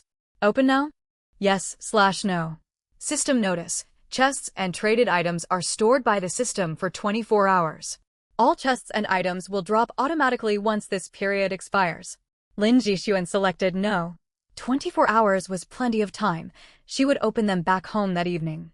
Zone 001 Combat Power Leaderboard Real-Time Update 1, Warwolf, 081 Warrior 2, Blue Rose Warrior 3, Rice Archer 9, Sunin Mage 31, Shubai Assassin 100,000, Youth is Gone No Class.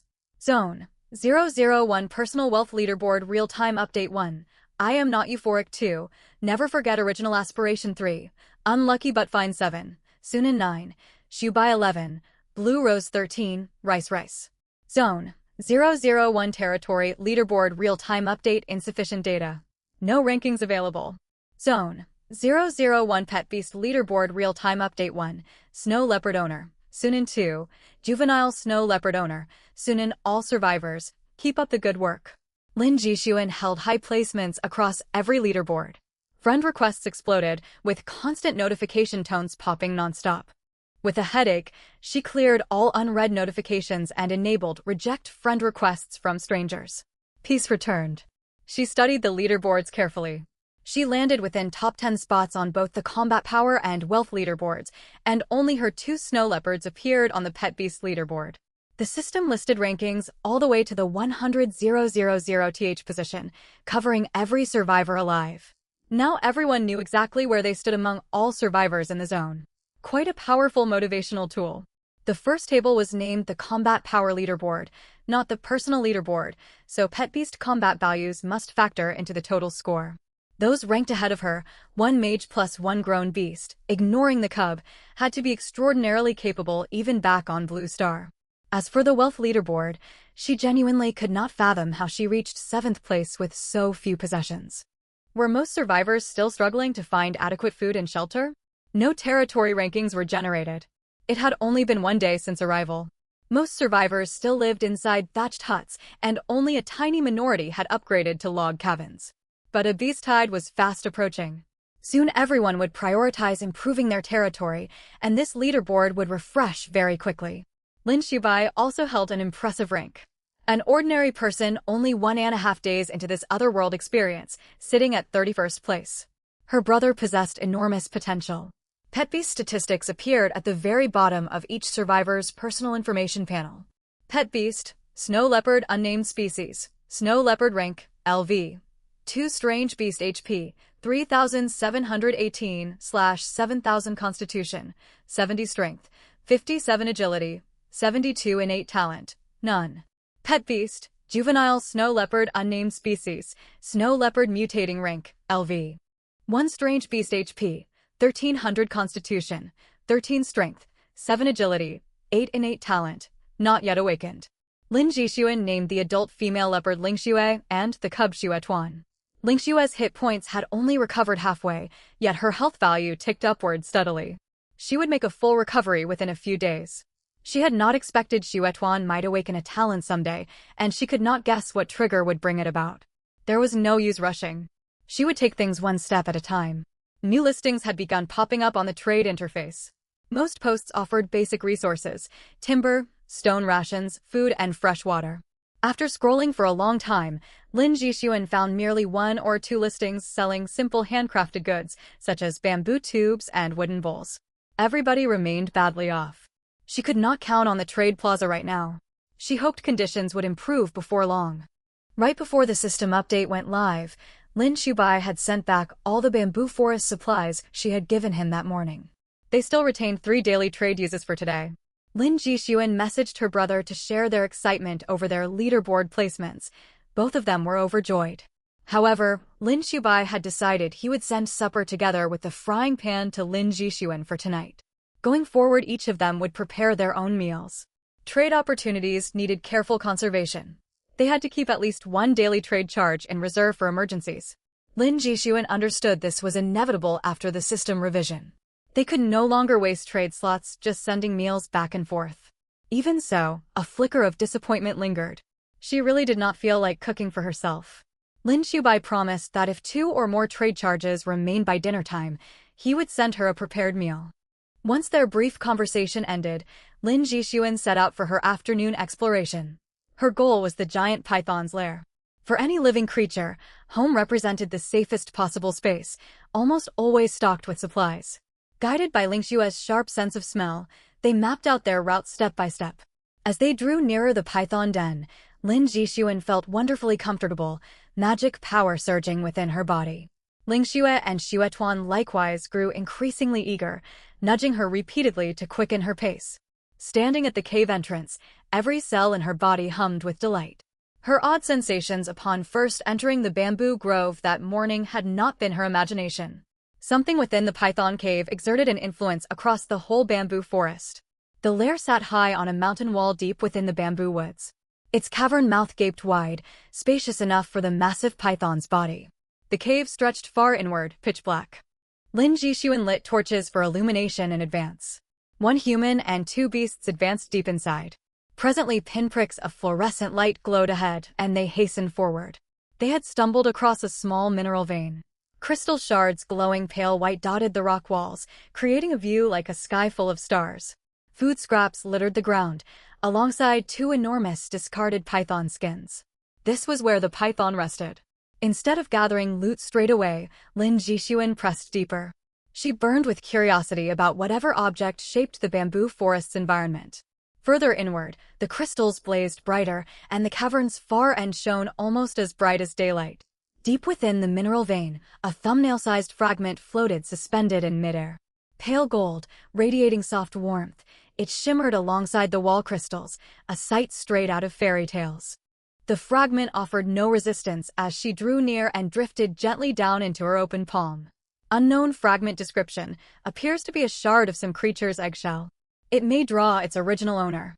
Quality, legendary effect, draws ambient magical energy, raising mana regeneration speed. Durability, infinite.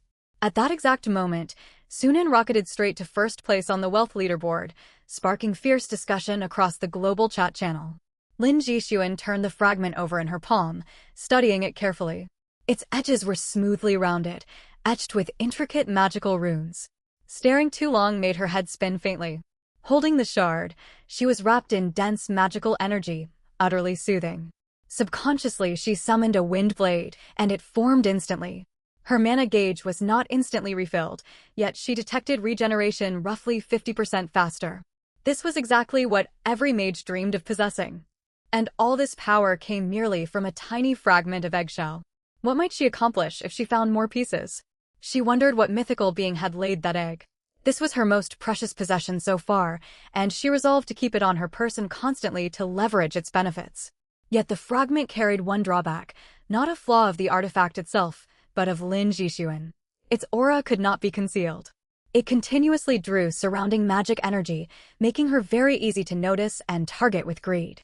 Lin Jixuan possessed no method to mask its presence for the time being. She placed her hopes on the rewards from her system treasure chests. After she picked up the fragment, Lingxue and Xuetuan grew even more affectionate toward her, rubbing against her repeatedly. Lin Jixuan worried the shard might lure hostile wildlife. But she recalled she first sensed its aura when entering the bamboo forest, whereas the 2 snow leopards only grew restless as they neared the python cave. The fragment's maximum radius of influence covered no more than the bamboo grove. And no beast stronger than Lingxue inhabited the surrounding wilderness. No other creatures ought to pick up its signal. She relaxed a little. With her most important treasure secured, Lin Jixuan turned her attention to the mineral deposits. She knocked loose one nearby crystal and held it in her hand.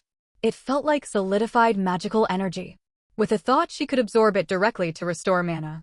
LV 3 Magic Crystal Description, mined from mineral veins where magical energy accumulates year-round. Quality, special properties, currency/energy source effect, may serve as power fuel or consumed to replenish spent mana. Durability, infinite.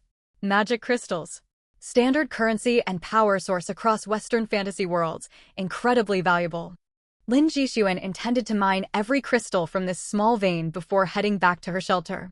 She could not bear to leave such priceless resources lying unclaimed out in the open. Lin Jixuan swung her wooden pickaxe.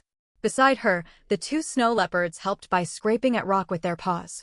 Before long, Xuetuan grew bored and rolled playfully around the cavern floor. Lin Jixuan let him be. There was no point forcing a young cub to perform long-term hard labor. The adult Lingxue kept working diligently beside her. This was only a minor magic crystal vein, formed entirely thanks to that tiny golden fragment.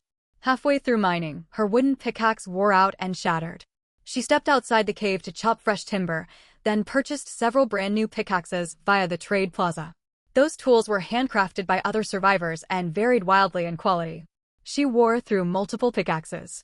By 8 o'clock in the evening, every crystal had been harvested.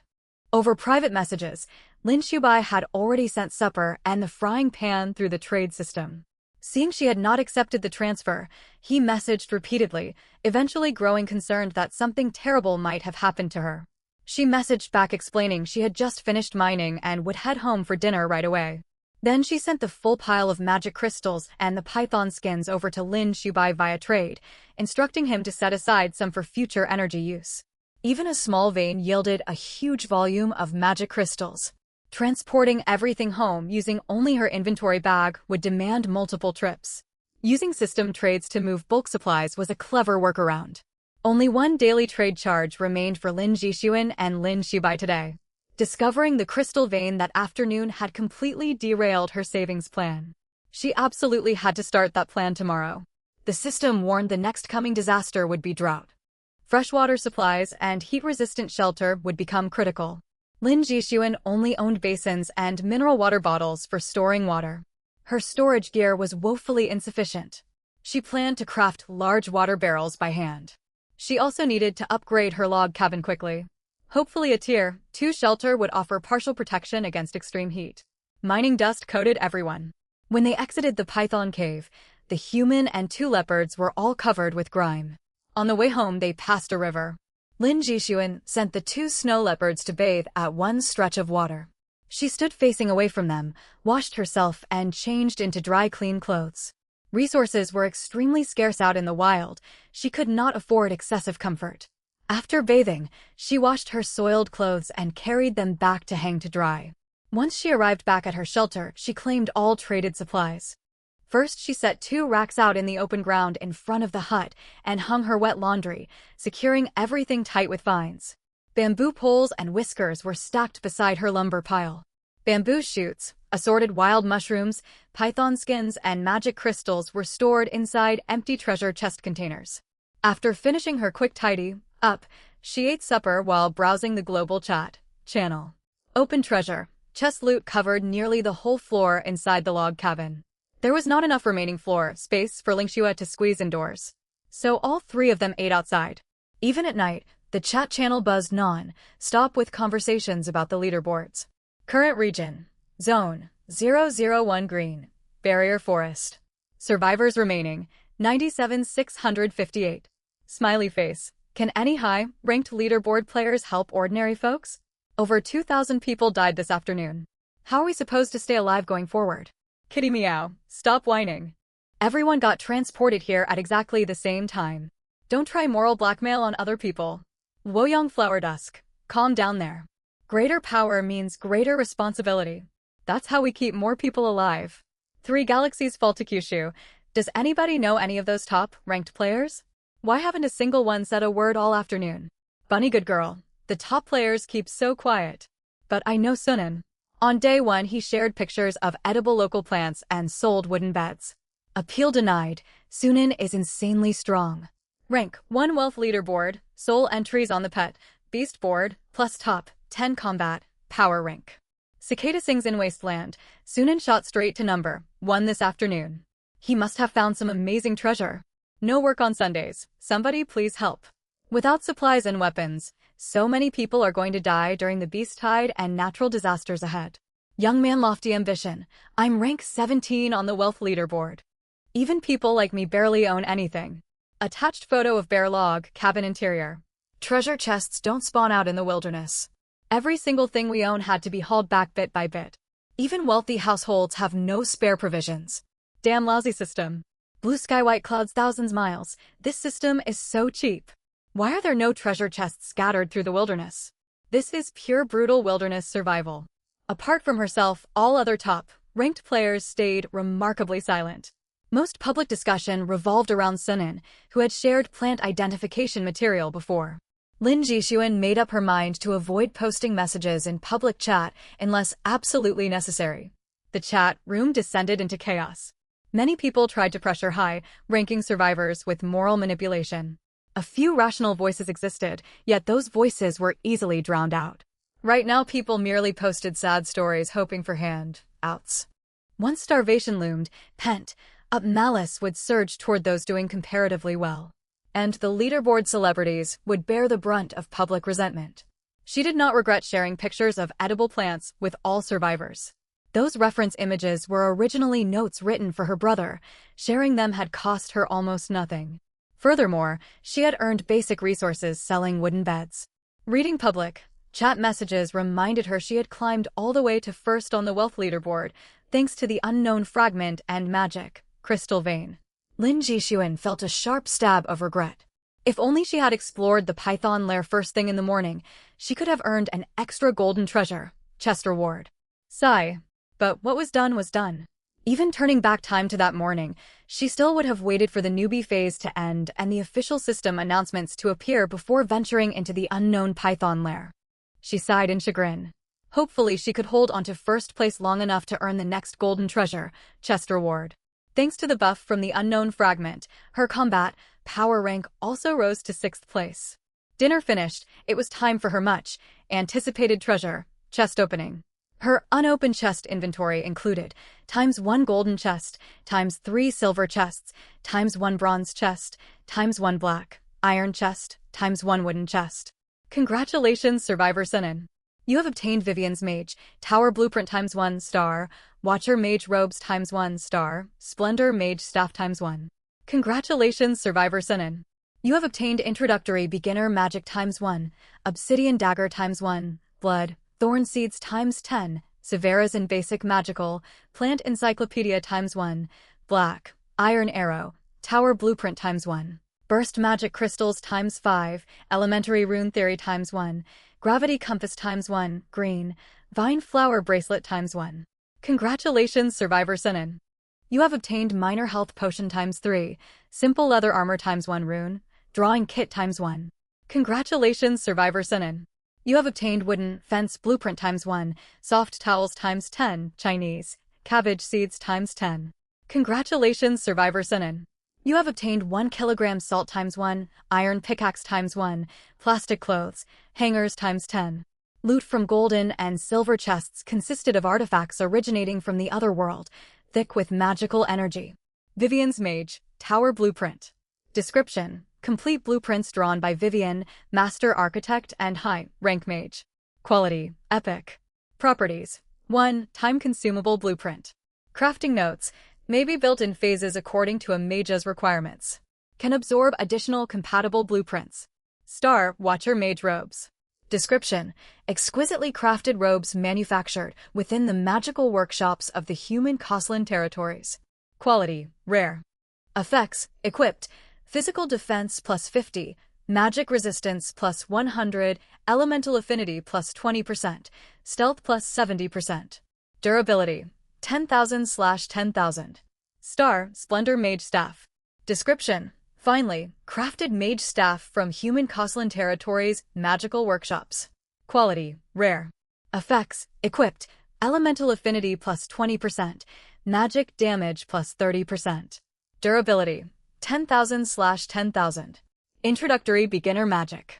Description: published by the Mage Guild of Elven Sylvania Territories. Core textbook for mage apprentices. Quality: rare. Usage requirement: 7 mana, 6 perception. System warning: do not bring this book into the world of Severazin. Obsidian Dagger. Description: forged inside Dwarf Clan Blacksmith Halls of Kagankar. Obsidian blade with molten iron wood hilt. Quality: fine. Effects: equipped. Attack plus 10.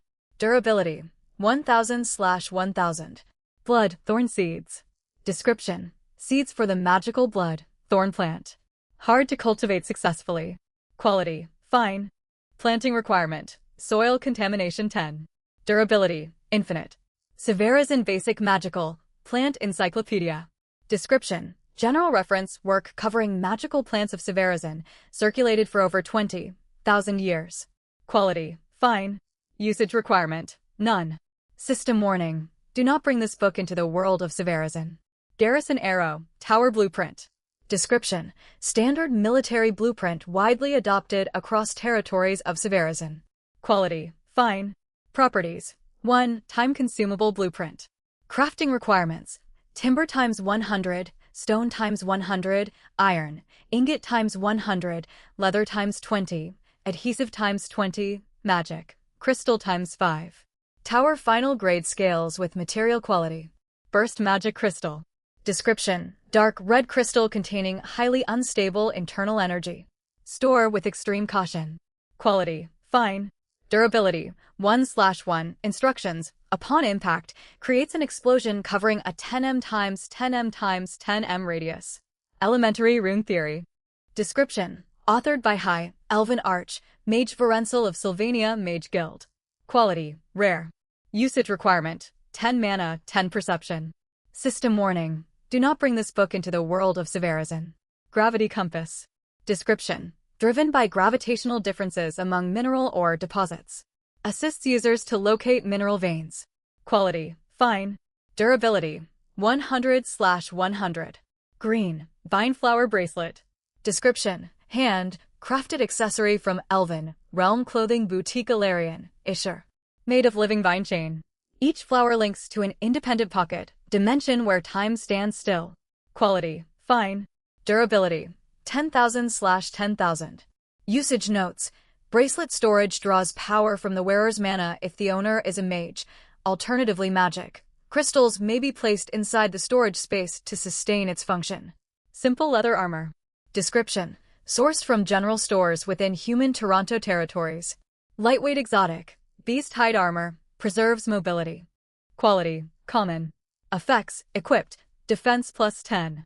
Durability: 100/100. Rune drawing kit. Description: essential apprentice. Mage supplies for practicing rune inscriptions. Contains special purpose paper times 100 and 1 dedicated calligraphy pen. Quality: common. Durability: 100/100. Wooden fence blueprint. Description: produces 1 meter long wooden fence times 1 quality. Ordinary trait: 1. Time consumable blueprint. Crafting requirements: wood times 2. What a great harvest! Lin Jixuan liked her spatial bracelet best. Though not her most valuable item, it was by far the most practical one she owned right now. At noon she had been worrying about how she would transport supplies, and that very night spatial storage had arrived. She was grateful to the survival system. Each ivy blossom motif on the bracelet represented an independent interconnected storage compartment. There were 9 small ivy blossoms and 1 large ivy blossom in total. Each small blossom provided 8 cubic meters of space, and the large blossom offered 27 cubic meters. If she used it wisely, there would be more than enough room. Lin Jixuan put it on at once and had no intention of taking it off. Besides the spatial accessory, she had obtained her first set of mage gear. The mage's robe was deep blue, printed with clear star trajectories and magical circuits. When worn, faint luminous patterns hovered around her, and magical power rippled gently. Lin Jixuan could feel that casting magic would become far smoother. At the top of the mage staff sat a brilliant hexagram star, and fine vines coiled around its silver-white shaft. She gave the staff a few swings. Its weight and length suited her perfectly, and it could even serve as a blunt weapon in emergencies. She also got a simple leather armor piece, which she herself would not use. Lin Jixuan planned to give it to Lin Xu by tomorrow. The flexible, unrestricted leather armor suited his assassin class perfectly. 3 blueprints had dropped this time. The mage tower could replace the system, provided standard log cabin. The arrow tower and wooden fence had to be finished before the monster horde arrived for defensive purposes. The obsidian dagger solved her long-standing problem of relying entirely on wind blades as cutting tools, letting her conserve a great deal of magical energy going forward. Bloodthirsty Thorn, just as its name suggested, was an extremely aggressive magical plant. Lin Jixuan intended to sow its seeds along the wooden fence to create the first defensive perimeter around her territory. Bursting magic crystals resembled bombs from Earth and felt hot to the touch. Noticing the system warning marked extremely unstable, she immediately stored them in the final storage compartment to avoid accidental collisions inside the log cabin that might trigger disaster. The gravity compass could locate mineral veins. She wondered whether there were more magical crystal veins near her shelter. Fresh off her massive haul of loot, Lin Jixuan felt quite elated. She had also received 3 books from this foreign world plus a matching rune drawing kit. Civisan Encyclopedia of Basic Magical Plants was purely text-based. Introductory magic and introductory rune crafting could be activated with magical crystals as power sources. Lin Jixuan fitted a level 1 magic crystal into one book. A light screen popped open, and an extraordinarily beautiful elven instructor began delivering a lecture. It was a full 3D video lesson. This foreign world was surprisingly modern in some respects. The 20,000-year-old Encyclopedia of Magical Plants had no accompanying instructional video. Among all basic supplies from the treasure chest, salt was the most valuable. Human beings could not go long without salt. Neither Lin Jixuan nor Lin Xibai had drawn salt in earlier loot drops, and their supper that day had still been tasteless. Without proper sealed containers, Lin Jixuan poured part of the salt into a thoroughly cleaned and dried ceramic jar that had once held hemostatic ointment. She meant to trade it to Lin Xibai the next day. Every reward from the system treasure chest aligned perfectly with her current developmental needs. Lin Jixuan suspected the treasure chest adjusted its loot pool according to each survivor's overall progress.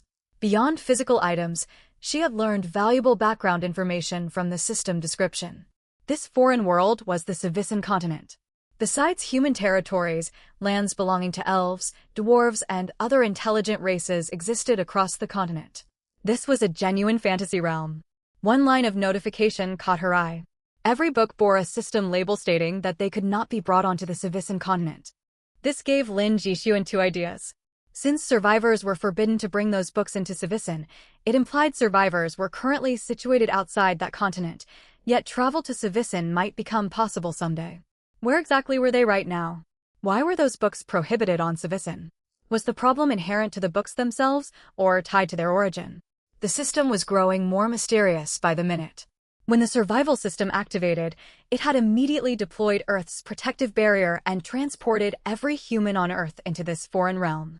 What catastrophe had threatened Earth to require such a shield? Was the survival system truly an ally of humanity? Its actions so far suggested it was trying to help people from Earth. Lin Jixuan pushed all those speculative thoughts aside, resolving to verify them later. Now that she possessed spatial storage, she decided to completely reorganize her shelter. Storage Compartment 1 held weapons and medical supplies, the Radiant Mage Staff, Obsidian Dagger, Bursting Magic Crystals, and Life Potions. Storage Compartment 2 stored high-value resources, magic crystals, unknown shards, gravity compass, various seeds, and the 3 foreign world books. On that day's mining run, she had harvested 3,467 level 1 magic crystals, 1089 level 2 magic crystals, and 273 level 3 magic crystals. All were placed inside Compartment 2. Fortunately, magic crystals were tiny, so there was ample space. The Ivy Blossom spatial compartments could not block the effects of the unknown shards. Lin Jixuan guessed there was an enormous gap between their quality tiers. One was rare grade, while the other was legendary grade, separated by countless ranks. Storage Compartment 3 kept travel essentials, tools, clothing, food, and fresh water. Storage Compartment 4 preserved perishable meat, including leftover giant python flesh. Storage Compartment 5 housed gathered plant materials, bamboo shoots, wild mushrooms, and fruits she had collected on her very first day, filling 4 wooden treasure chests. Over 2 days she had opened 14 treasure chests in total, for wooden, for iron, 2 bronze, 3 silver, and 1 gold chest. After careful consideration, she chose not to dismantle the empty chests. She stacked all empty chests inside Compartment 6, saving them for future use or for dismantling if storage grew tight. Miscellaneous odds and ends went inside 1 iron chest pushed into the corner of the log cabin. Her shelter felt spacious all at once, and Ling Xue could come indoors to rest. Lin Jixuan imported all 3 blueprints into her workbench and checked upgrade requirements. Current shelter: Sunan's log cabin level 1 physical defense, 70-50 plus 20 durability, 200 upgrade requirements, wood times 300. Stone times 200 must include sturdy metal material times 50, clay times 20, level 2 shelter blueprint optional. Alternative upgrade path available: Vivian's Mage Tower. Underground storage vault: stone times 500, wood times 100, adhesive material times 100, magic crystal times 100, spatial rune optional, frost rune optional. Main ground, floor hall, metallic stone times 300, wood times 200, adhesive material times 100, magic crystal times 50, crystal material times 50, high, grade magic vessel times 1 optional. Living quarters, stone times 300, wood times 500, adhesive material times 50, crystal material times 20, magic crystal times 100. Further sections locked. Vivian's note: to accommodate mages with limited resources, the mage tower may be constructed with low-grade materials and upgraded later. However, premium magical materials are required to build a tower optimized for mages. The underground storage vault, main ground, floor hall, and living quarters could be built right away. Ignoring optional components, every mandatory material could be gathered locally. Lin Jixuan set her plans for the next day: sort bamboo, forest resources, and gather materials for shelter upgrades. Faced with the incoming monster horde and extreme heat, the level 2 log cabin was still far too flimsy. Her day had been full and productive, and Lin Jixuan soon drifted off to sleep. Zone 001 Green, Barrier Forest, Survival Day 3, 6 o'clock weather report, clear. 19 degrees Celsius to 26 degrees Celsius, gentle breeze. Monster horde countdown, 4 days, 5 hours, 59 minutes, 42 seconds. The very first thing Lin Jixuan did after waking was trade the simple leather armor, salt, and 1 life potion to Lin Shubai. She had drawn 3 life potions from treasure chests and kept 2 for herself. On the first day of survival, her brother had given her precious medical supplies. She worried he kept nothing in reserve for himself. Breakfast was boiled giant python meat seasoned with salt. She estimated the remaining python meat would feed the 3 of them for 2 more days. She would have to stockpile more meat tomorrow, for she had 2 large carnivorous beasts under her care. After breakfast, she headed into the woods. To stay cautious, she only expended half her mana felling trees, keeping the other half ready in case danger appeared. Buffs from the unknown shards and her mage equipment made her wind blades far more powerful and accurate. A single wind blade strike could now cut down 2 full-grown trees at once, greatly boosting her wood gathering efficiency. She then returned to sort bamboo materials collected the previous day. She stripped off all small branches and kept the main bamboo stalks. She selected tender young leaves and shoots from discarded branches, placed them inside empty chests, and spread them out to air dry. These would become Lophotherum herb. Next came bamboo shavings. She cut selected green bamboo into segments, peeled away the outer rind, scraped off the fibrous middle layer. She set those fibers inside chests to air dry. Purple bamboo roots had already been processed the day before. Carrying bamboo root fibers, bamboo shoots, and wild mushrooms, she walked to the river to wash off dirt. Bamboo root fibers and wild mushrooms went out to air dry. Part of the bamboo shoots were laid out directly for air drying. The rest were blanched in boiling water, drained, then spread to dry. Though the capacity of her bracelet storage stayed fixed, her stockpile of supplies would keep growing. Properly blanched and dried bamboo shoots could be preserved long-term once sealed. Snowpaw stuck close by Lin Jixuan, darting around and playing non-stop. Ling Shuai went out hunting twice and came back carrying 2 large furry beasts plus 1 live rabbit. Lin Jixuan butchered the prey, gaining roughly 30 kilograms of animal fat, 300 kilograms of meat on bone, and 2 animal pelts. Ling Shuai had brought back the live rabbit so Snowpaw could practice hunting. The 2 beasts played not far away, occasionally letting out soft roars. Whenever Lin Jixuan's mana fully regenerated, she hurried to the woods and unleashed several wind blades. Time flew while she worked. Lunchtime drew near. To save daylight hours, she decided to eat out in the forest. While waiting for mana to restore between tasks, she roasted meat and reviewed the mental record of Civisan Encyclopedia of Basic Magical Plants. Magic. Element influence from the Civisan continent had not yet fully spread to the survivor's current domain, so only 2 magical plants described in the book existed in her surroundings. Other local plants were ordinary flora with no magical properties and received no entries. The 2 magical plants were glowgrass and wound moss. Both were discovered along the path toward the river, in the opposite direction of the woods. Glowgrass leaves emitted soft luminescence after dark. Dried and ground, they yielded small amounts of extractable magic power and served as raw ingredients for low-rank healing potions. Wound. Moss was low, growing blue fuzzy vegetation. Crushed. Its pulp made an effective topical hemostatic dressing. Both were extremely useful medicinal plants, especially wound, moss. Lin Jixuan stayed in the woods until 3 o'clock in the afternoon. That day she chopped down 34 trees and obtained 1052 units of wood. Adding previous stock, she now held 1159 wood units, more than enough for her needs. Logs were stacked on the left side of the log cabin across a wide area. She had to walk around the large pile whenever she passed by. She eagerly hoped to acquire new storage artifacts with stackable resource slots soon, for raw materials were piling up rapidly. For the rest of the afternoon, she took the gravity compass to locate mineral veins. The compass was plain-looking, carved from a single bronze-colored metal ingot. 2 decorative rings circled its central pointer. She turned on the spot, adjusting its orientation until the pointer settled, pointing straight toward the direction she had first followed into the mountain river valley. Following the compass, she found the mineral vein embedded inside the valley, entrance cliff face. She had leaned against exactly that rock surface on the day she first arrived. Putting away the compass, she unleashed wind blades to cut away rock and soil. As dirt and weathered rock flaked off, the ore seam came fully into view, deep black. The ore was almost free of soil, rough and extremely hard to the touch.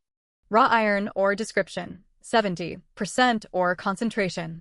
Refines into smelted iron Oregon quality. Ordinary durability. Not applicable system notice. Refinement service available. 1 smelted iron ore consumes 2 raw iron ore. In other words, every unit of refined ore cost 0.4 units as processing overhead. Since she had no alternative smelting setup, the exchange rate was quite reasonable. Iron ore deposits differed greatly from magic crystal veins. The whole hillside rock contained raw iron ore, making excavation slow and labor-intensive.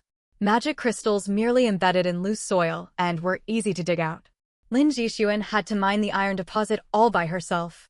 Wind blades still helped tremendously, slicing cleanly through bedrock. She kept working until 9 o'clock that night.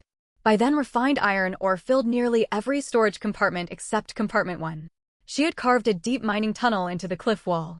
She suspected this was a medium to large iron deposit that would supply her for a very long time. Perhaps someday she could trade iron ore with other survivors. Iron might become a local specialty of her territory. She transplanted several bushes to completely conceal the mine entrance. As usual before returning home, she stopped at the river to wash herself. 5 hours of hard mining left her sore all over, every muscle aching. She sat heavily upon stones by the water, kicked off footwear, soaked her feet, and rested. Cool, damp stone held night-time river chill. Water crashed against boulders, fine spray splashing onto her cheeks. Free of urban light pollution, the night sky blazed with countless sharp stars, the Milky Way glowing pale as it arched overhead. Distant mountains loomed dark and silent all around. Only snow leopards' rumbling purr and her own quiet breathing broke the stillness. She was the sole human in this place. Tears blurred her eyes and her nose stung. She bit her lower lip, swallowing back welling sorrow and fear. She was worn out. Once an ordinary student living a peaceful life, she had been thrust into the role of survivalist in an instant. She dared not pile all pressure onto her brother. Every survivor started from the same baseline, and he was only an ordinary young man. Her survival ranking was even higher than his. She wanted to become a source of support for him. Both of them needed to stay alive in this alien world. Yet she was utterly exhausted.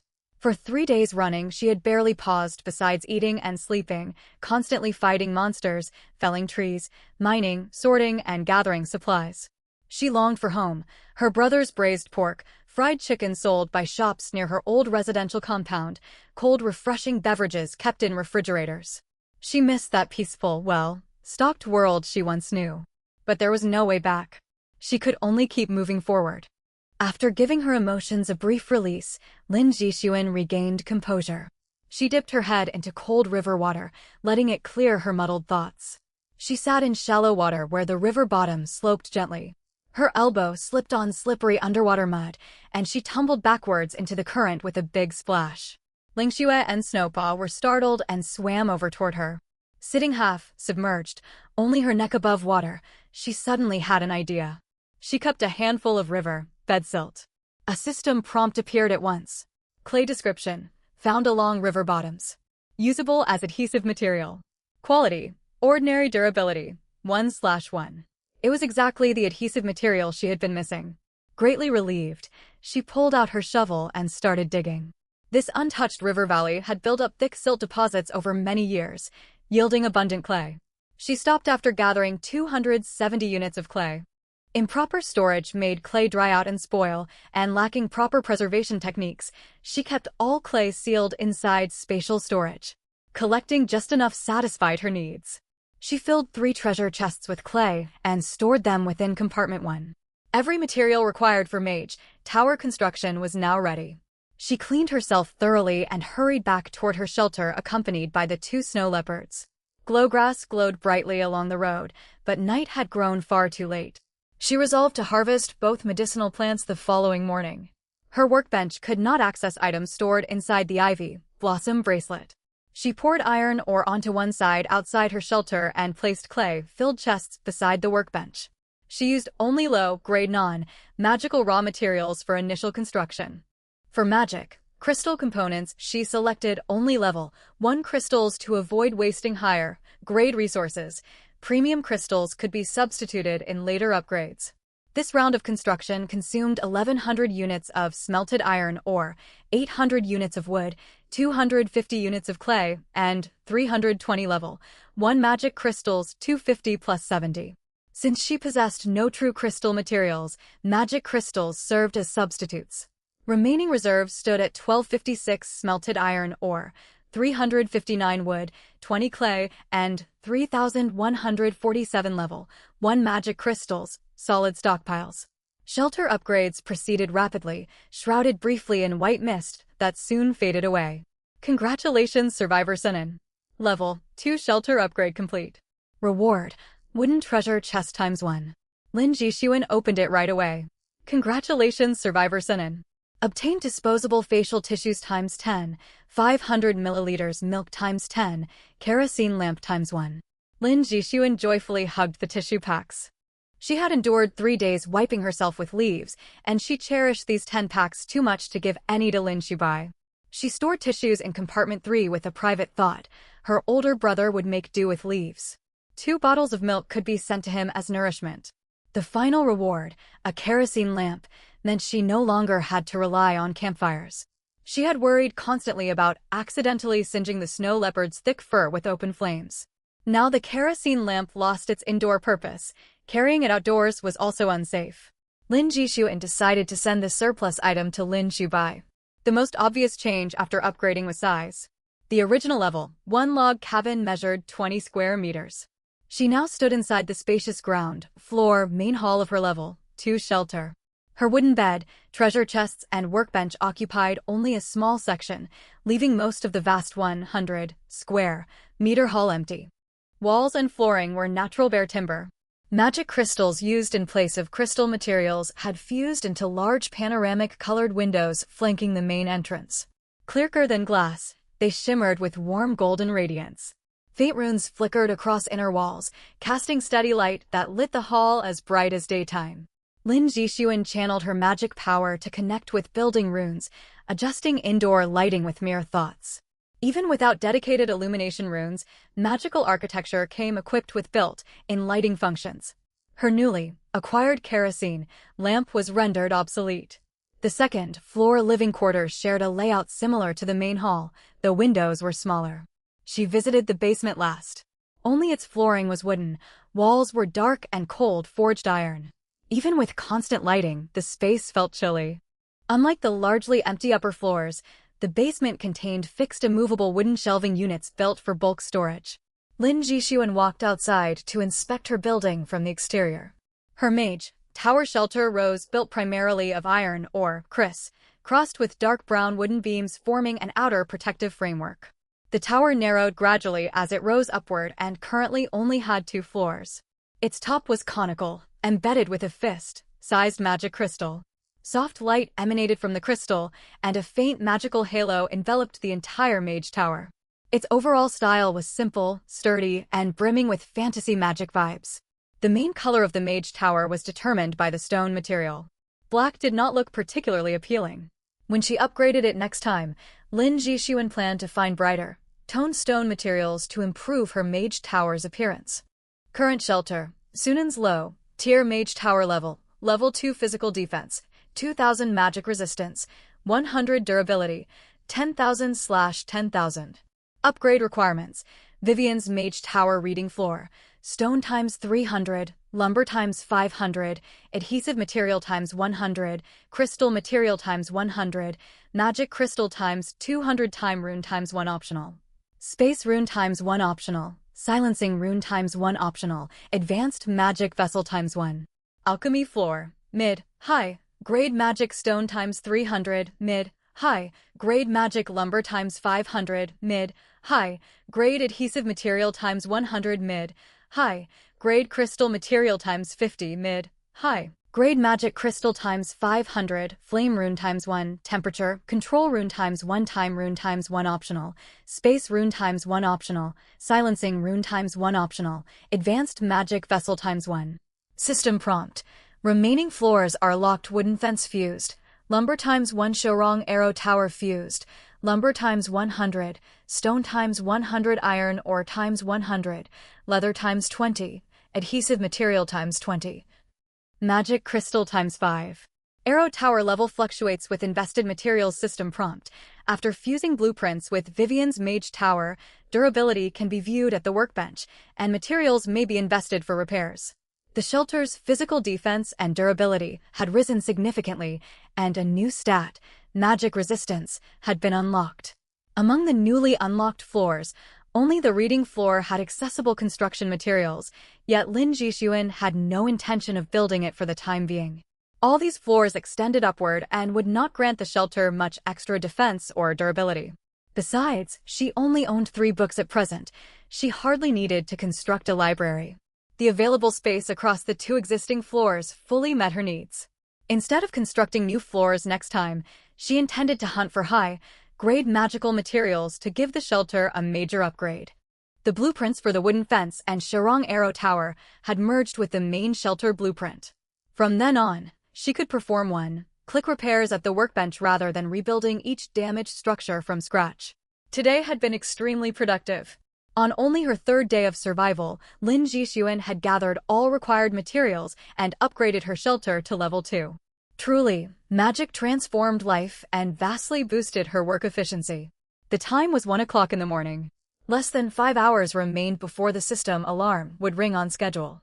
Lin Jixuan bundled her belongings and set them beside the window on the 2nd floor living area. Holding the snow leopard cub in her arms, she quickly fell asleep.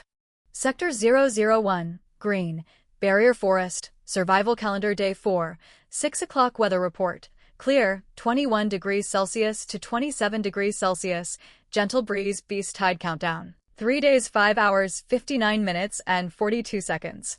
Having slept fewer than 5 hours the previous night, Lin Jixuan nearly failed to get out of bed in the morning. She nuzzled Snowball again and again, dawdling for quite a while before finally dragging herself upright. Her morning agenda centered on building defensive works. Lin Jixuan erected the wooden fences 5 meters away from the shelter's outer walls, reserving ample room for combat. With abundant lumber reserves, she built 3 concentric rings of wooden fences surrounding the shelter, expending 240 units of lumber. Congratulations, Survivor Sunan, for successfully establishing your territory. Reward: wooden chest times 1. The instant the fences were finished, a system notification popped up to mark territory establishment. Apparently, the system strongly encouraged survivors to build up their territories. Congratulations, Survivor Sunan. You have obtained sanitary pads times 5, toiletry set times 1, windbreaker times 1. Toiletries at last. For 3 days Lin Jixuan had brushed her teeth using twigs, and her gums had grown rather sore. She had not expected sanitary pads to drop from a chest either. Her menstrual cycle had not yet arrived. Deep down she had hoped that, just like in web novels, the system would physically alter female bodies. Yet the survival system offered no such feature. Lin Jixuan felt distinctly disappointed.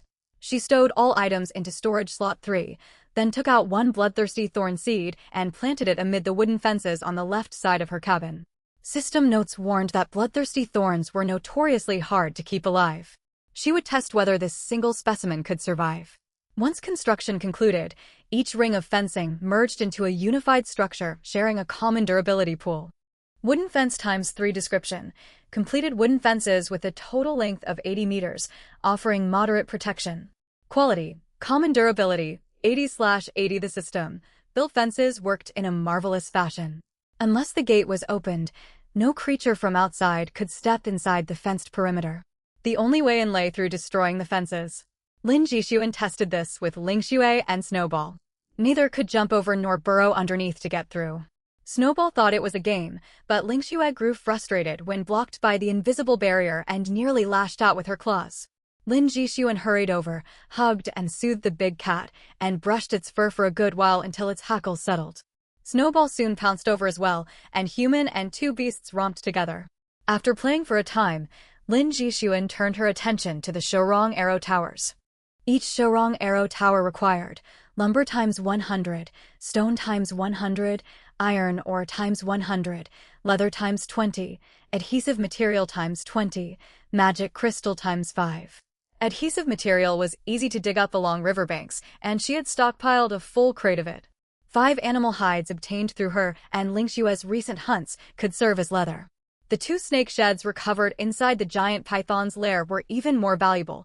1 shed counted as 50 units of leather. She built 1 tower first to examine its full stats. Shorong Arrow Tower description: low-grade defensive arrow towers widely deployed by military forces across the Sevasian continent. Maximum firing rate: 30 arrows per minute. Range: 10 meters. Quality: fine durability, 2000/2000. Usage notes: every 10 arrows consume 1 unit of lumber and 1 unit of iron ore. Ensure sufficient supplies are stocked inside the tower. The arrow towers boasted a 10-meter range. If she erected towers at all 4 corners of her territory, fire would cover the entire perimeter. After her morning logging work, she only possessed enough lumber to construct 2 more. Further supplies would have to be gathered. She could substitute iron ore for stone to raise defense and durability, and she held enough magic crystals. Regarding leather, Lin Jixuan intended to keep 1 snake shed in reserve, leaving her 25 units short. Over the coming days she would keep hoarding food and collect extra leather while hunting. She was confident she could make up the deficit well before the beast tide struck. She placed the 2 newly built arrow towers at the rear of the shelter and planned to erect the remaining 2 once materials were secured. Like many people from Blue Star Huagua, Lin Jixuan suffered from firepower deficiency anxiety. Her very first instinct was to stockpile enough resources to keep the arrow towers firing non-stop for an entire day. Yet the towers consumed enormous quantities of supplies. At maximum output, 4 arrow towers together burned through 720 units each of lumber and iron ore every hour. Preparing for a full day of continuous combat would demand absurd volumes of materials. Even working non-stop the previous day, she had only gathered 1,052 units of lumber and 2,356 units of iron ore. Ordinary survivors could never hope to collect such stockpiles.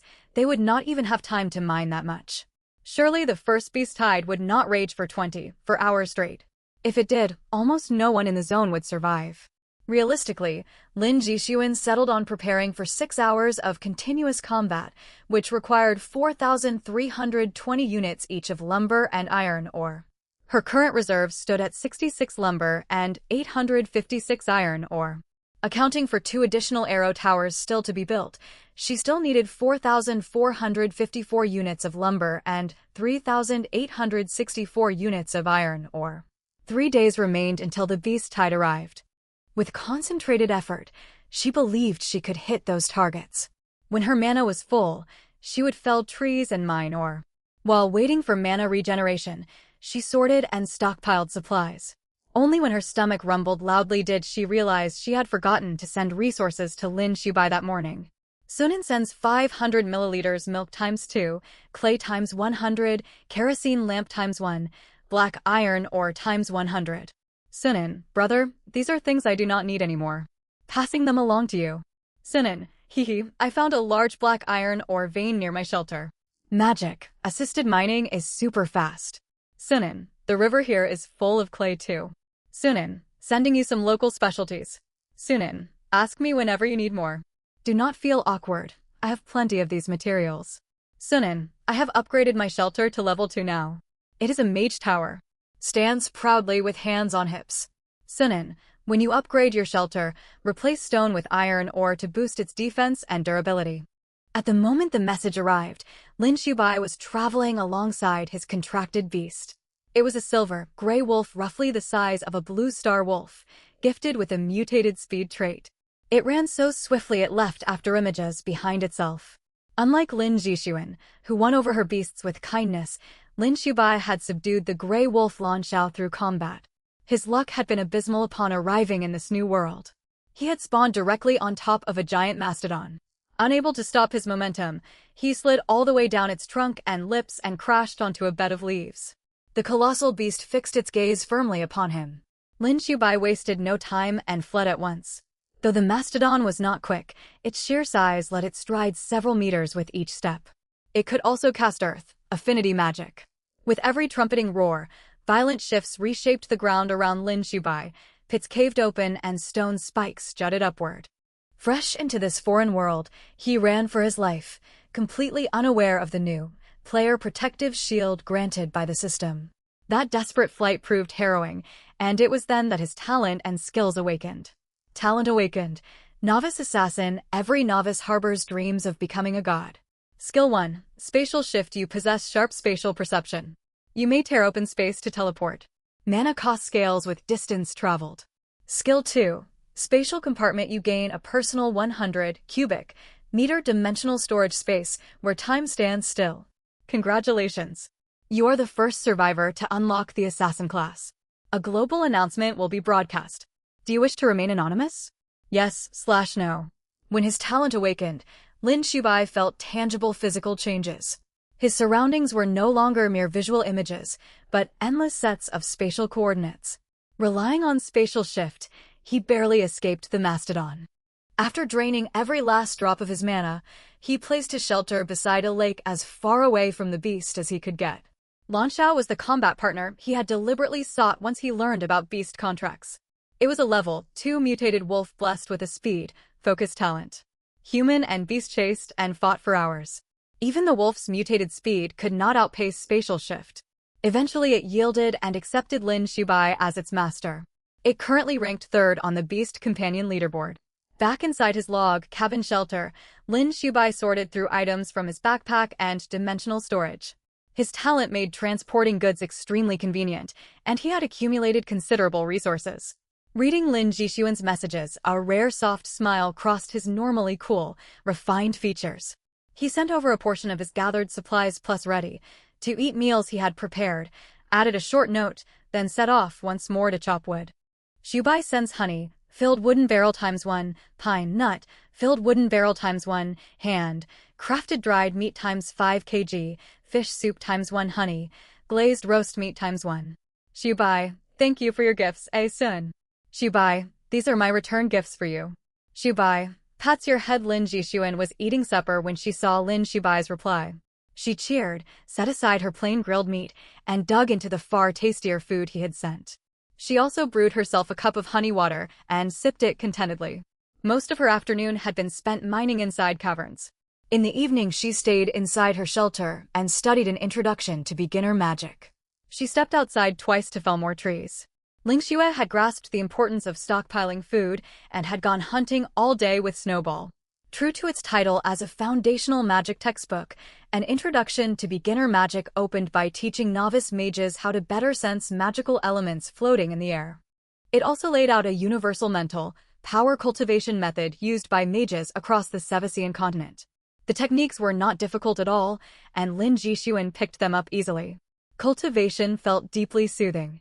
Magical elements drifted toward her of their own accord, and mana coursed through her body.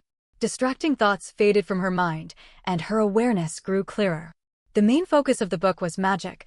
Mental cultivation was only supplementary.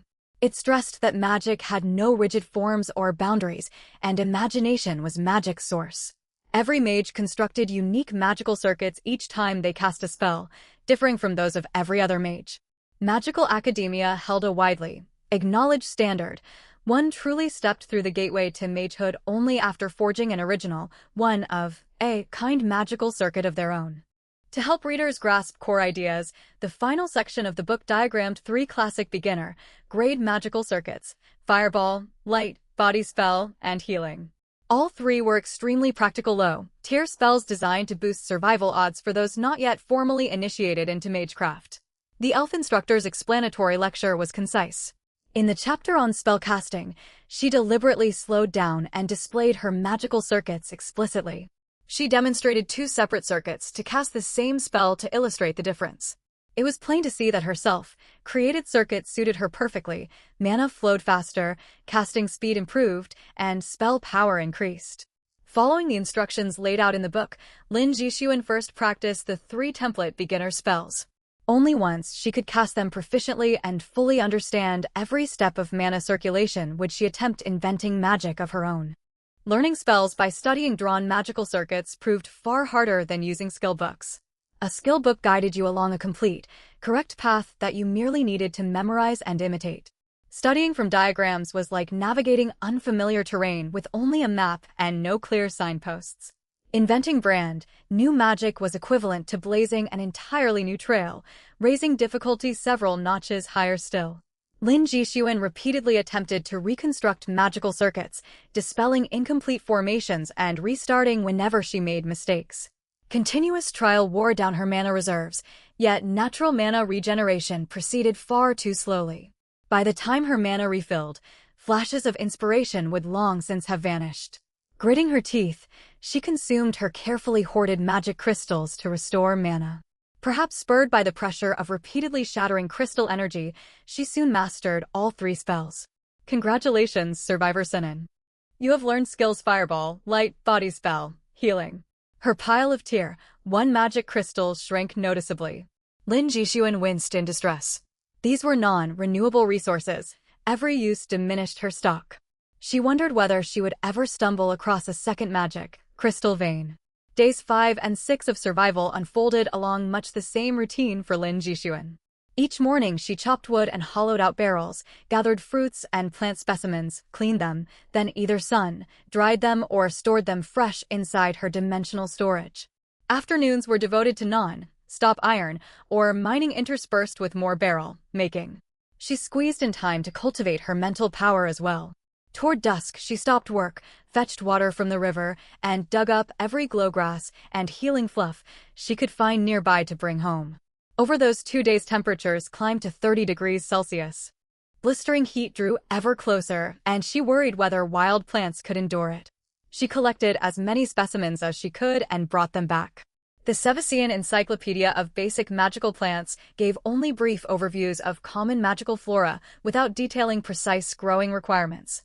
Fearing wild glowgrass and healing fluff might die out under extreme heat, Lin Jixuan dug up clumps of both, planted them inside wooden tubs, and kept them in her basement.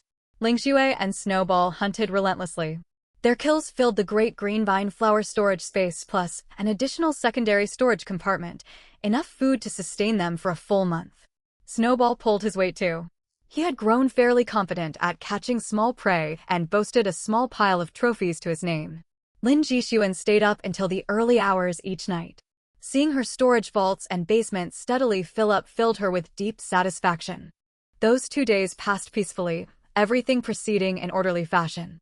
That peace broke in the pre-dawn hours of survival day 7. Lin Jixuan had only just fallen asleep when something jolted her awake through a powerful premonition. Her heart hammered wildly. The sense of peril rivaled what she had felt right after being dropped into this world. She lifted her gaze through the second-floor window and stared into the distance. Some unknown creature had locked onto her shelter, brimming with killing intent. It remained some distance away for now, yet it advanced with tremendous speed, drawing nearer by the second. There was no time to puzzle out what had drawn it. Lin Jixuan rose at once and made emergency preparations.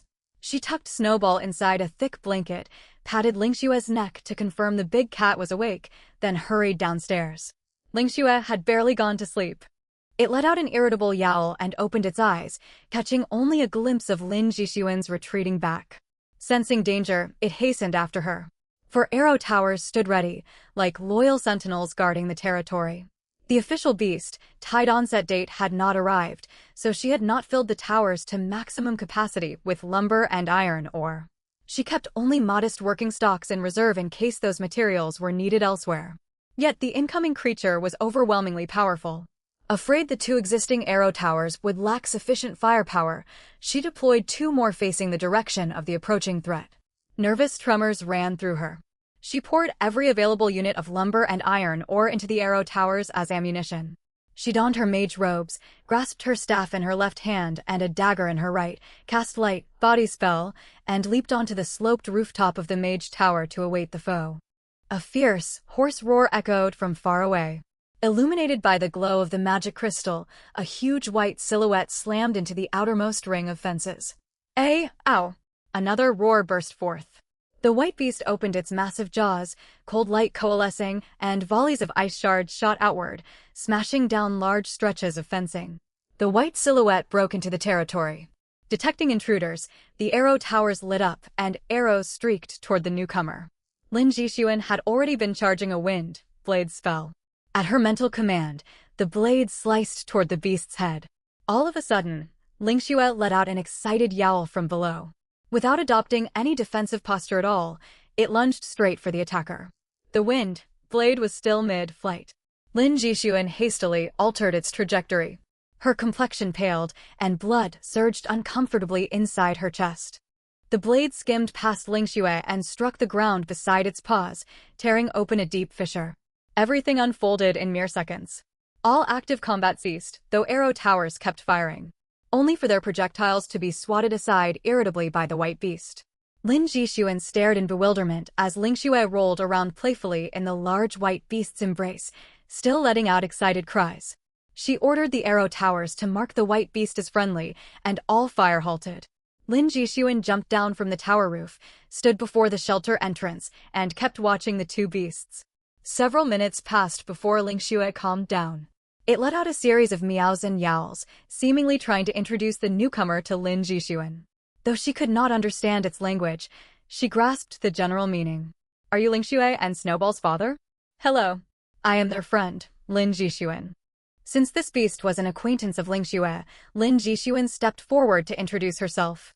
Leopard Father was a rare red-eyed albino snow leopard. He stood roughly the same size as Lingxue, yet his muscles were visibly far more defined. He was a mutated Ice Affinity magical beast. Leopard Father lifted his head, lowered his eyes slightly, and licked a paw. He said nothing, carrying himself with haughty dignity. Lingxue let out an annoyed yowl and swatted his head with one paw. Leopard Father cooperated by toppling over, wrapped his front paws over his head, and whimpered. Lingxue landed several more light blows against him. Convinced by Lingxue's insistent behavior, Leopard Father finally complied and acknowledged Lin Jixuan. Following Lingxue's cues, he stretched out one paw for a greeting.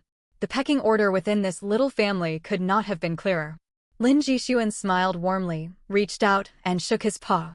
The moment their brief handshake ended, Leopard Father pulled his paw sharply back. Lingxue grew even angrier. Glancing at the surrounding wreckage, she pounced onto Leopard Father and tussled with him again. Leopard Father yowled, but dared not dodge away. Hey, hold on. Lin Jixuan stepped between the two leopards to soothe her. All right, Lingxue. Look, he came straight here looking for you too. He only broke a few things because he was worried. Leopard Father nodded vigorously in sheepish agreement. Lingxue paused and narrowed her eyes toward him. Lin Jixuan broke into a bright grin. I am certain Leopard Father would be willing to work. Oh. Leopard Father nodded in assent. Then we will count on you to help us fell trees tomorrow morning. Lin Jixuan's smile broadened. Even half a morning of work from him, with his sharp claws and ice magic, would more than make up for damaged property and greatly expand lumber stockpiles. Snowball is still asleep upstairs. Lingxue, you and Father Leopard head up first. I'll clear the trash and be right there. Lingxue nuzzled Lin Jixuan gently instead of leaving immediately. It urged Father Leopard to gather the scattered wood fragments together. Lin Jixuan did not refuse. They were family, and this chore was nothing. The yard was tidied up in no time. She hauled the wood scraps to a corner of the basement for fuel storage. All the lumber had been loaded into the 6 guardian arrow towers and could not be retrieved. It was the middle of the night, and Lin Jixuan was far too tired to cut new trees. Her eyes were heavy with drowsiness. Once she reached the bed, she lifted Snowball out and set it into Lingxue's arms. She gestured for the beasts to move about freely, then collapsed onto the bed and fell asleep the instant her head hit the pillow. District 001, Green Barrier Forest, Survival Day 7, 6 o'clock weather alert, clear, 29 degrees Celsius 33 degrees Celsius, gentle breeze, beast horde countdown. 5 hours 59 minutes and 42 seconds. Lin Jixuan stumbled out of bed in a daze. She grabbed a towel with her left hand and poured water with her right. Pressing the damp cloth over her face, a sharp jolt awoke her. When she walked downstairs, Ling Xue was resting lazily in the yard, its tail swishing slowly back and forth. Father Leopard licked its paws with half-closed eyes, with over a dozen monster carcasses piled haphazardly beside it. Dark red blood soaked the ground and spread outward in a large stain. Snowball darted between the monster corpses, nipping and kicking at the bodies for its own amusement. The abundant supply of meat instantly lifted Lin Jixuan's mood from irritability to delight. She walked over to Father Leopard and circled the pile of prey. "Are these your rations?" Father Leopard let out a low growl in response. "I'll store them away then." She stowed all the carcasses in her spatial storage, filling 3 auxiliary spatial compartments to the brim. When the meat vanished all at once, a confused snowball chased its own tail in circles before wandering off to find another pastime. "This stock will hold us for a while. Don't hunt more now. Excess meat will spoil if my storage is full." Father Leopard shot her a disdainful glare. Lin Jixuan paid it no mind and patted its sturdy foreleg as she walked past. Its fur was much thicker than Ling Xue's coat. "Come on, we're going to cut timber." Lin Jixuan led the way forward, with Father Leopard trundling behind. It took them a short while to reach the forest. After 6 consecutive days of logging, a barren clear zone had formed around the perimeter of her shelter. Lin Jixuan sliced down several trees with wind blades, dug out the stumps using a shovel, then tilted her chin toward Father Leopard. "Follow all these steps and leave the timber on the ground. I'll collect it later." Father Leopard snarled in obvious displeasure, its powerful leopard tail slamming hard against a tree trunk and cracking the bark open. Lin Jixuan felt no fear of the beast whatsoever and turned to get to her own work. "Hurry up and get started. Ling Xue is waiting for you back home." At the mention of Ling Xue, Father Leopard stopped throwing a fit. It let out a weary, human-like sigh. He mimicked Lin Jixuan's method, felling trees with ice blades and digging out stumps with its sharp claws. Lin Jixuan called a halt to their work around 11 o'clock. They would spend the remaining time eating lunch and preparing for the incoming beast horde. Father Leopard's work efficiency matched her own perfectly. Over 5 hours of labor yielded a total of 2,073 units of lumber. Nearly all her spatial storage was occupied, so Lin Jixuan made several trips to transport all the timber back to the shelter. First, she laid out raw meat for the 3 beasts to eat. She then rushed back and forth to repair the damaged wooden fence from the previous night. She double-checked that every arrow tower held enough bolts to sustain 6 full hours of combat. She carried shelves and brooms left outside into the shelter, clearing the yard completely. She finished all preparations with only 20 minutes left on the countdown clock. Lin Jixuan heated leftover roasted meat, paired it with wild fruits and a cup of honey water for a hearty midday meal. 10 minutes remained on the timer. Lin Jixuan carried Snowball upstairs, showering the little creature with cuddles and gentle words. She persuaded it to stay safely on the 2nd floor during battle. 1 minute left. Ling Xue and Father Leopard settled into their defensive positions, guarding the territory from front and rear. Lin Jixuan sealed the shelter gate, donned her full combat gear, leaped to the top of the arrow tower, and assumed her spell-casting stance. Time ran out. Attention all survivors. The transition phase has concluded. The first wave of the beast horde will arrive in 10 seconds. If your territory is destroyed, you will permanently forfeit your lord status. 6 Wishing all survivors safe survival. Standing atop the tower, Lin Jixuan fixed her gaze on a massive black hole. The opening stretched nearly 10 meters wide. Light around the void seemed to get swallowed whole, forming a distorted vortex deep within the black hole. As the countdown hit 0, deafening roars erupted from inside the rift. Roar! A 3-meter-tall black bear charged out as the vanguard, its crimson eyes blazing with rage. Countless other monsters surged forth right on its heels. Many swifter beasts overtook the bear to take the front lines. An entire army of monsters stampeded straight for the shelter. Lin Jixuan struck first with long-range wind blades. She shouted her battle command. "The horde is here. Man your defenses." An enhanced wind blade cleanly decapitated 2 monsters in one strike, spraying blood across the terrain. This slaughter only enraged the pack further. They shrieked, darting around the fallen bodies of their kin and charging forward even faster. Lin Jixuan loosed wave after wave of wind blades, felling monsters non-stop. New beasts poured forward relentlessly, single-mindedly fixated on breaching the shelter walls. The monsters drew near. Lingxue and Father Leopard did not wait behind the fence. They bounded over the barricade and clashed head-on with the horde. The first wave consisted solely of ordinary wild beasts, roughly 100 in total, and posed little real threat. Lin Jixuan and her companions eliminated them with nothing more than expended time, leaving the wooden fence entirely intact. Congratulations, Survivor Sunan, for repelling the first beast horde and completing the basic survival trial. Reward: 1 iron chest. Would you like to activate the second beast horde? Yes/no system notice. A 5-minute rest period is granted between each horde wave. The first wave had been far too easy, so Lin Jixuan selected yes, without hesitation. The second wave had the same number of monsters, but the lead creatures were noticeably larger and stronger. Low-tier level 1 monsters had now joined the assault. As an offensive mage backed by level 2 monster Lingxue and level 3 monster Father Leopard, Lin Jixuan fought her way all the way to the 4th wave. The skirmishes were no longer trivial scuffles by this point. 3 level 3 monsters led the 4th wave, one of them an earth element variant.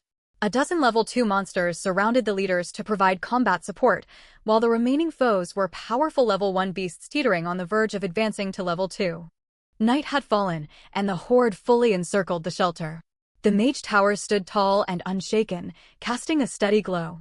The small territory felt like the last safe island amid chaos.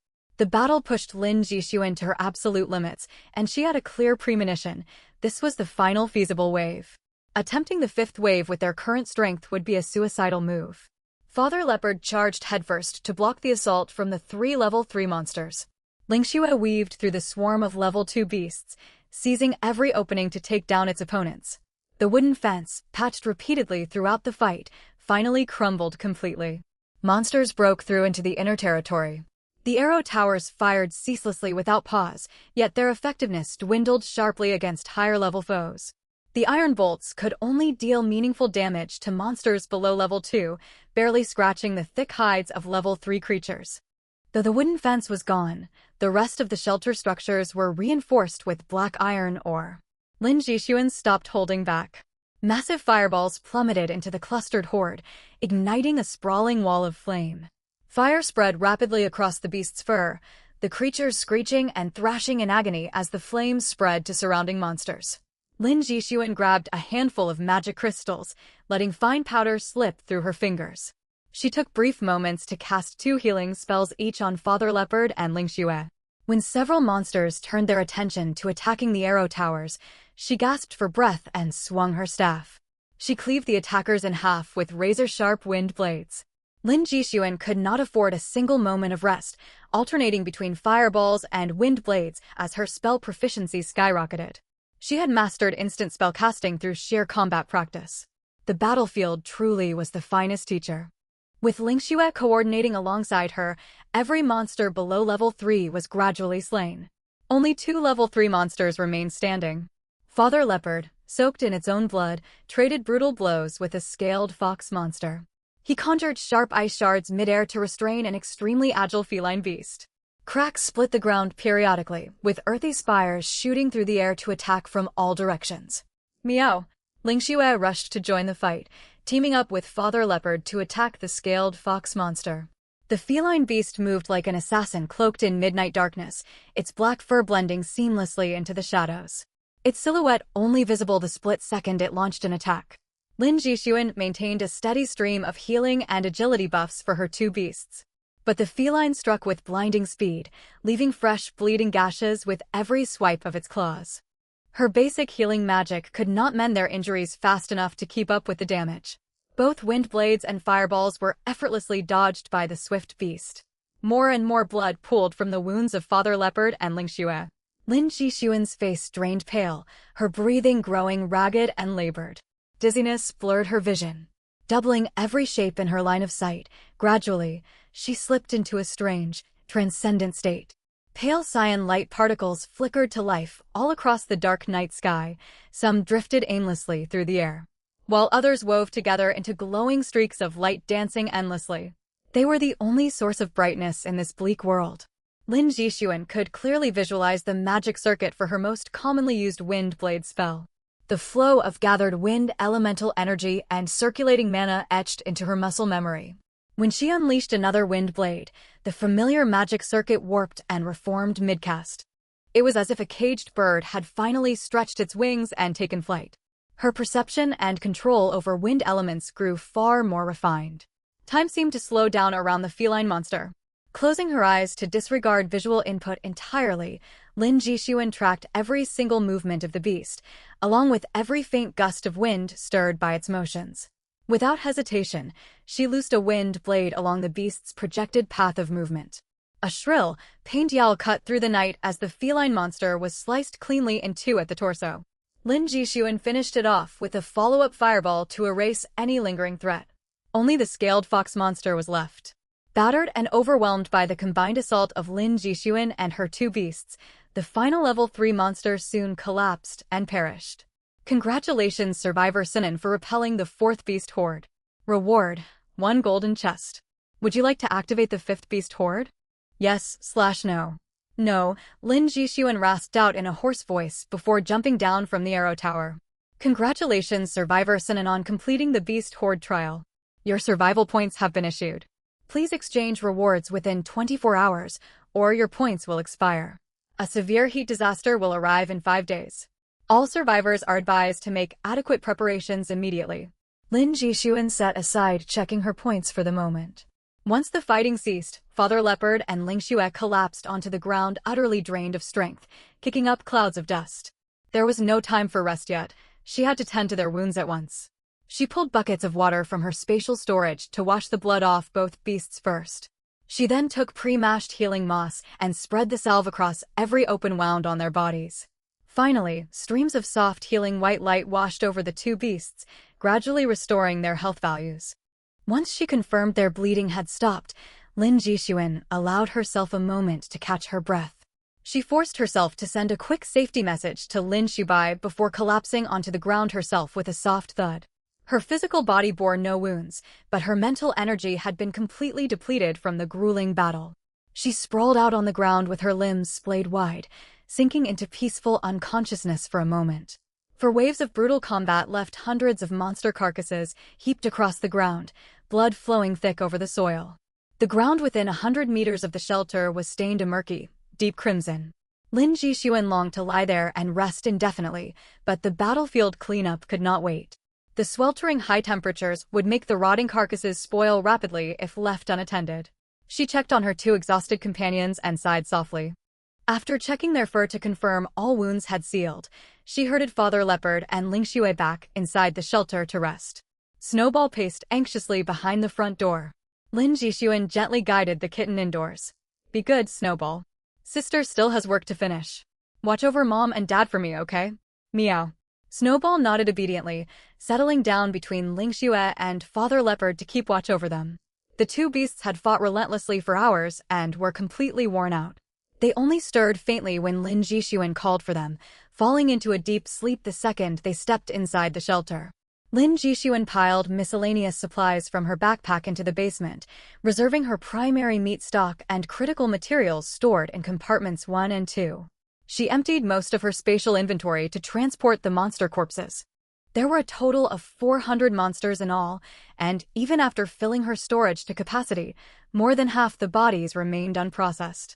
The sheer volume meant skinning and cleaning every carcass would take an enormous amount of time and effort.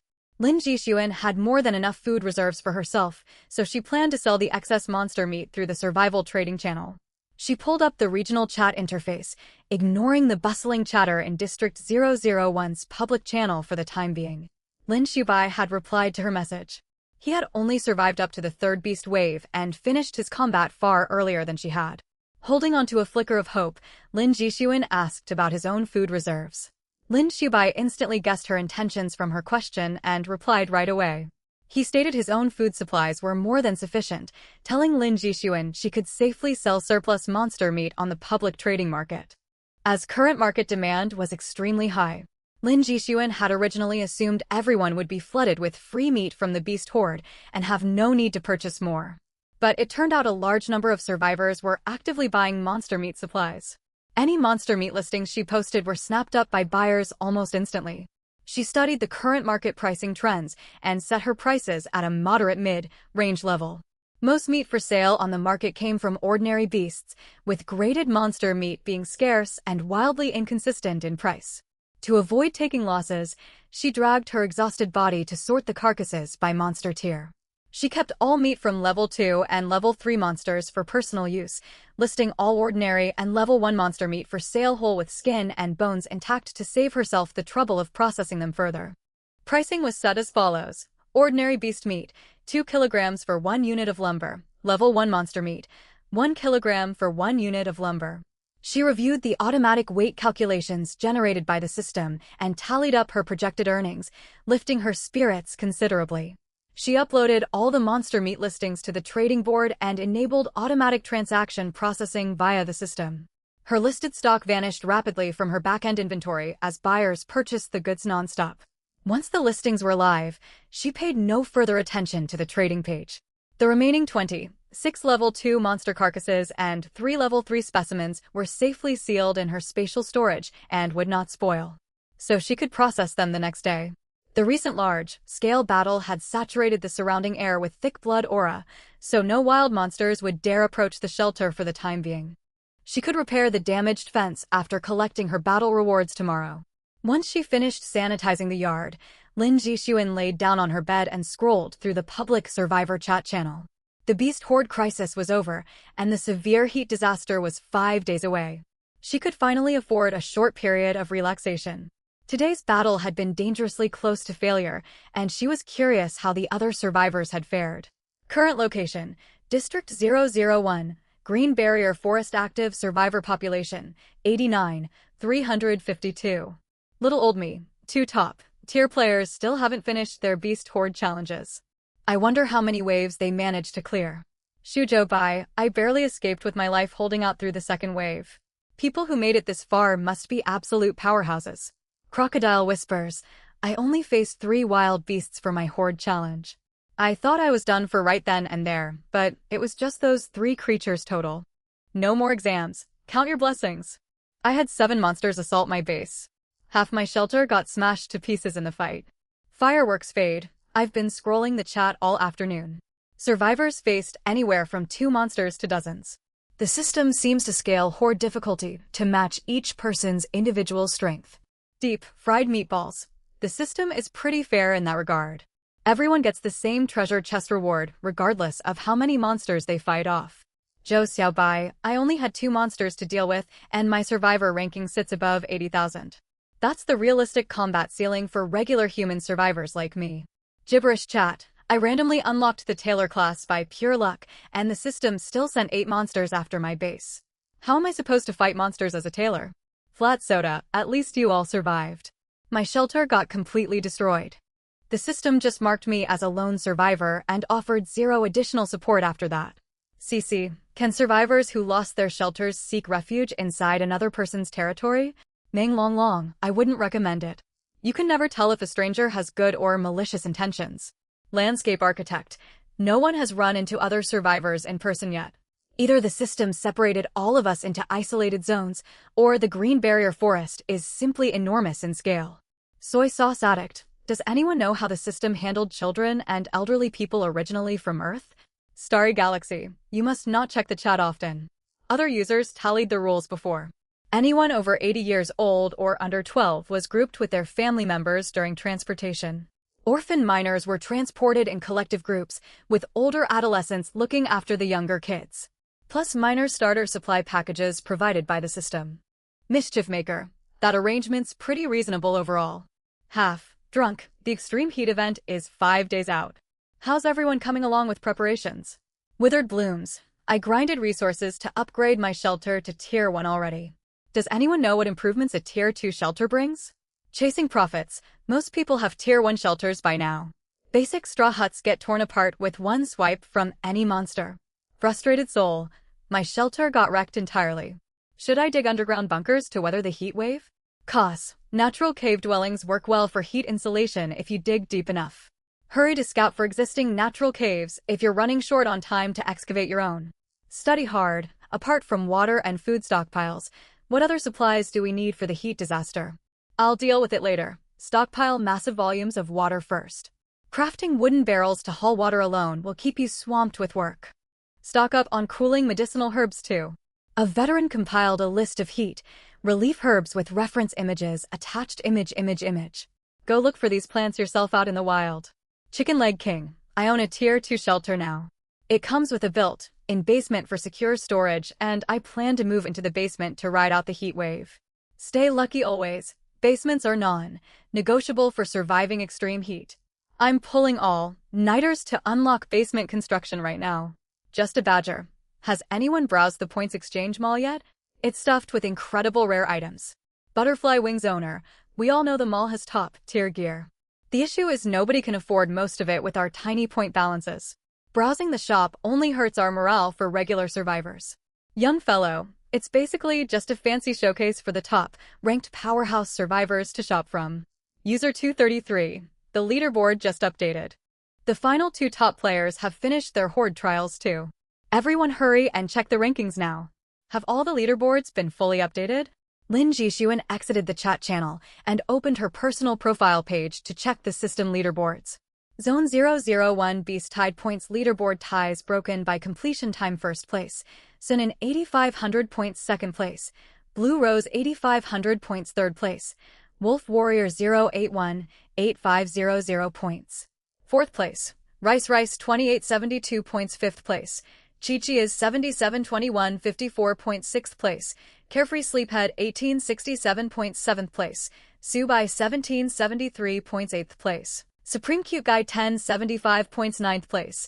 Stay True to Aspiration 735 points. 10th place. Not an OP Gacha Player 735 points. 89,350 2nd place.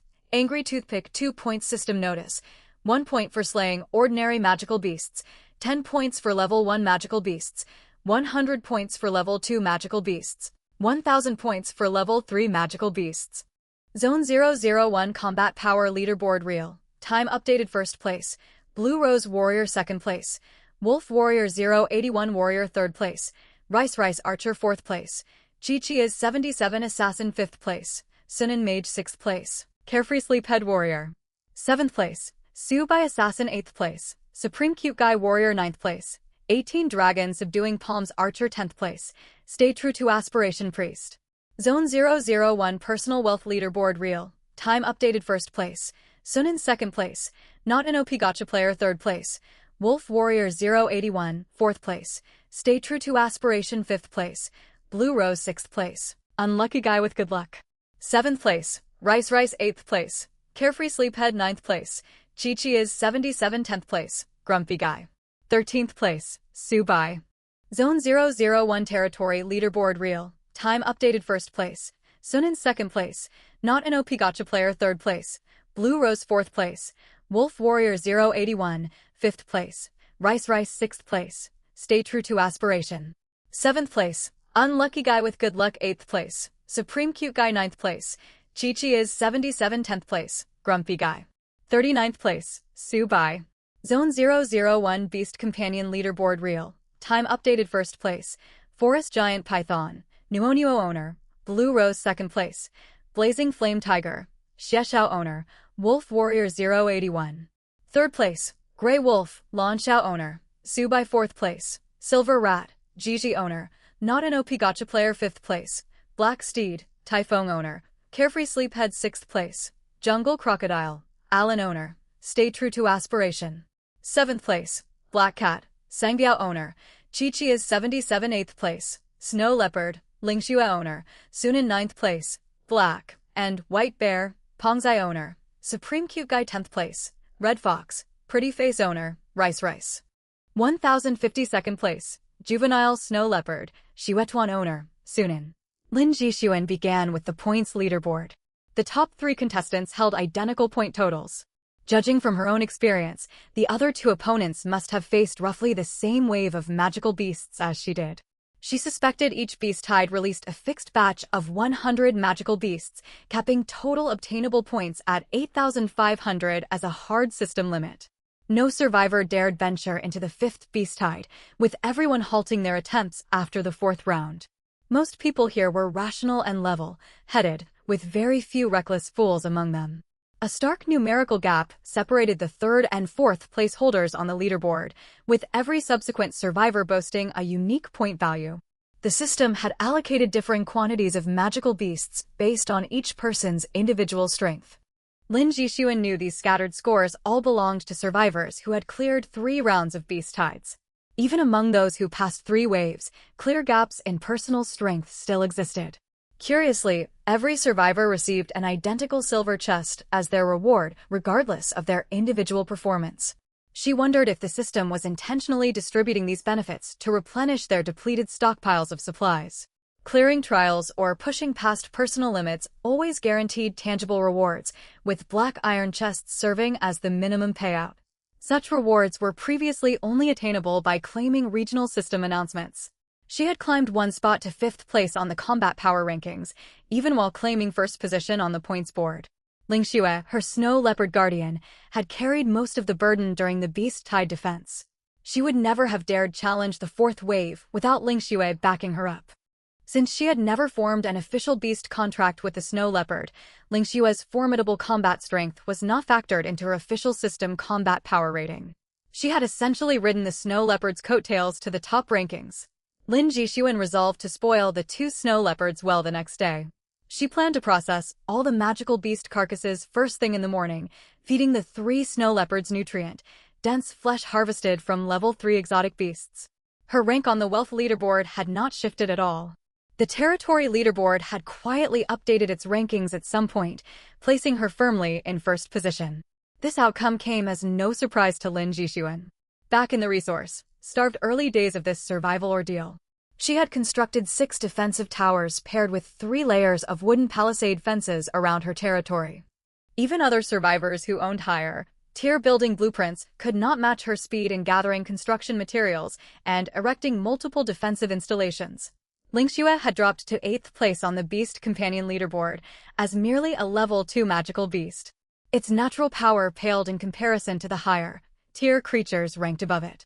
Lin Jixuan pondered how she might gradually convince Ling Xue to sign a formal contract and officially join her small family. Her young snow leopard cub Xuetuan had fallen to the bottom of the Beast Companion rankings, remaining the sole juvenile creature featured anywhere on the list. Su Bai's combat power rank had climbed steadily, and he had successfully contracted the 3rd-ranked magical beast on the companion board. Lin Jixuan made a mental note to ask Su Bai for a photo of Lan Xiao the Grey Wolf the next day. Curious to see her brother's new beast companion after sharing pictures of her 2 snow leopards with him earlier. After skimming through all 5 leaderboards, Lin Jixuan opened the Point Small interface. Her eyes widening instantly at the extensive catalog of goods available for purchase. She wanted nearly every item displayed. Point Small valid until 2000 hours. Survival calendar day 8 system inventory slot 1 slot price. 1000 points Civision continent resource zone access voucher 12 hours price. 1000 points.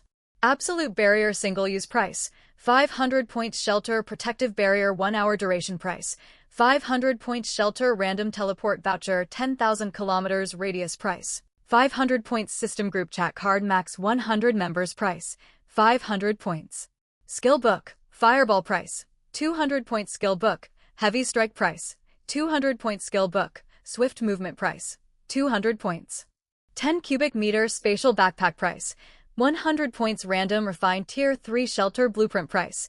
100 points. Refined longsword price. 70 points refined longbow price. 70 points refined dagger price. 70 points refined leather armor price. 70 points. Standard washroom blueprint 10 cubic meters price. 50 points. Standard kitchen blueprint 10 cubic meters price. 50 points. Standard balcony blueprint 10 cubic meters price. 50 points. Basic longsword price. 20 points. Basic longbow price. 20 points. Random basic furniture blueprint price. 10 points. Random basic item blueprint price. 10 points. Random plant seed pack 10 seeds included price. 10 points. Random basic furnishing price. 5 points. Random earth snack mystery box price. 5 points custom blueprint toolkit times 1 price. 1 point. Lin Jixuan opened the detailed descriptions for every listed product. Purchase system inventory slots would integrate directly into her system panel with zero risk of loss. Each individual slot could stack identical items with a maximum stack limit of 999 units. These permanent inventory slots were exactly what she had been searching for, and she intended to stock up on them in quantity. Upon activation, the Civision Continent Resource Zone voucher would teleport the survivor to a random resource-rich region and automatically send them back after 12 hours. The system explicitly stated users bore full responsibility for their personal safety during the trip. A bold red warning in the item description: any survivor who exposes their identity as transdimensional travelers will face immediate execution. Part of her earlier theories about this world had proven correct. They were all stowaways forcibly transported into this alien realm. She resolved to buy several of these vouchers. During her resource-gathering expeditions, she had thoroughly explored the entire mountain valley area, only ever locating low-grade natural resources. The magic crystal vein she stumbled across on her second day was a lucky exception, uncovered solely thanks to a fragment of unknown relic she possessed. Lin Jixuan suspected high-grade crafting materials were extremely scarce within their current living zone. To upgrade her territory infrastructure, she had no choice but to venture into the Civision continent to harvest premium magical components. Beyond practical needs, she was genuinely curious about the alien continent itself and refused to pass up the chance to explore unfamiliar lands.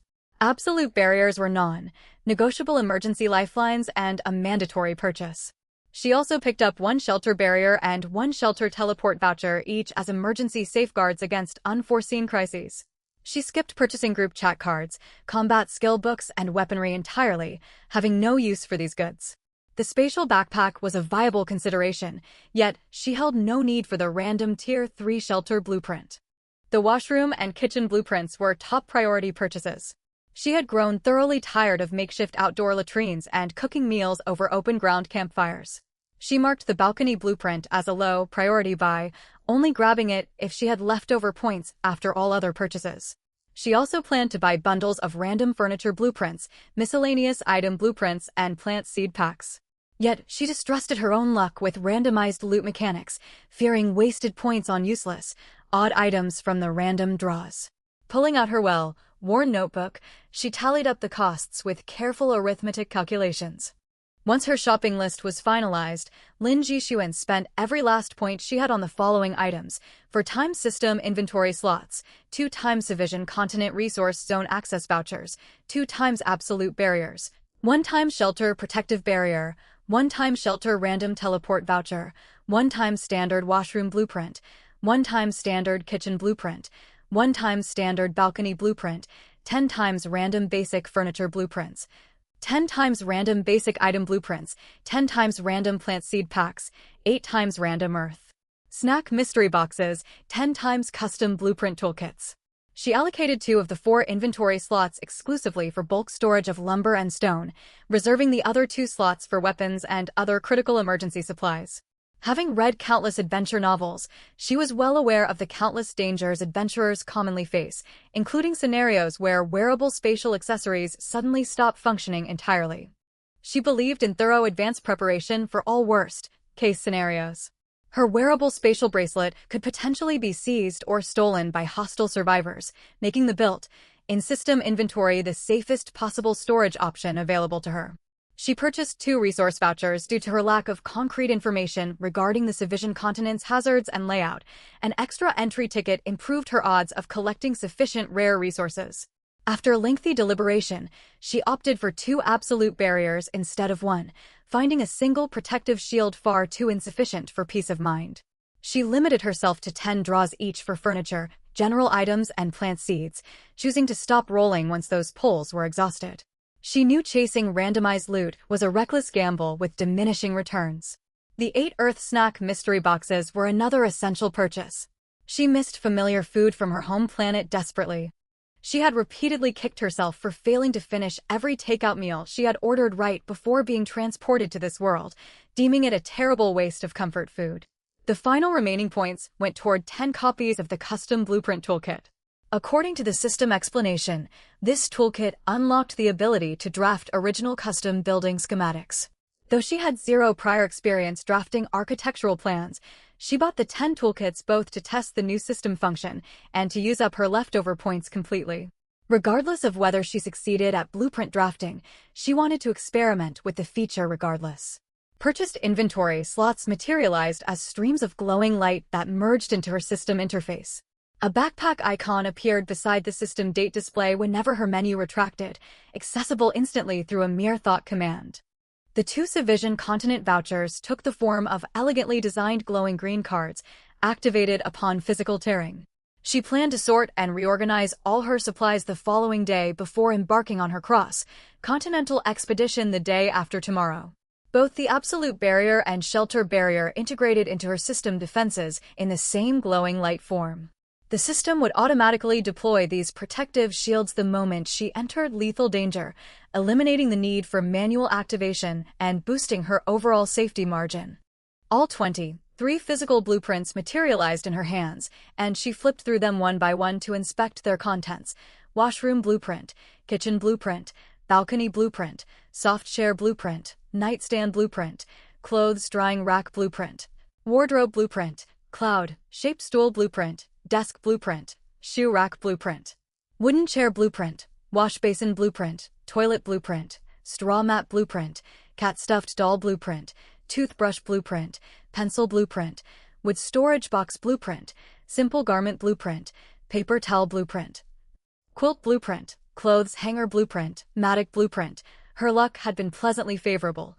Every blueprint she received served practical daily needs. The system had clearly accounted for survivors' current living conditions, as nearly all crafting materials required were easily obtainable resources such as timber, stone, and bamboo stalks. Materials she could craft immediately without stockpiling extra goods. Lin Jixuan uploaded every blueprint into her workbench interface, resolving to conduct a full living space renovation project the next morning. The 10 transparent sachets of unidentified plant seeds arrived as her purchased seed packs, with no visible exterior traits to identify the species contained within each packet. She stowed these seed packets alongside her custom blueprint toolkits inside her second system inventory slot for future use. Last came the 8 long-awaited food mystery boxes. Sitting cross-legged on the floor, Lin Jixuan prepared to open one box as a late-night snack reward for herself. True to its name, the system delivered 8 sealed white cardboard boxes for the Earth food mystery boxes.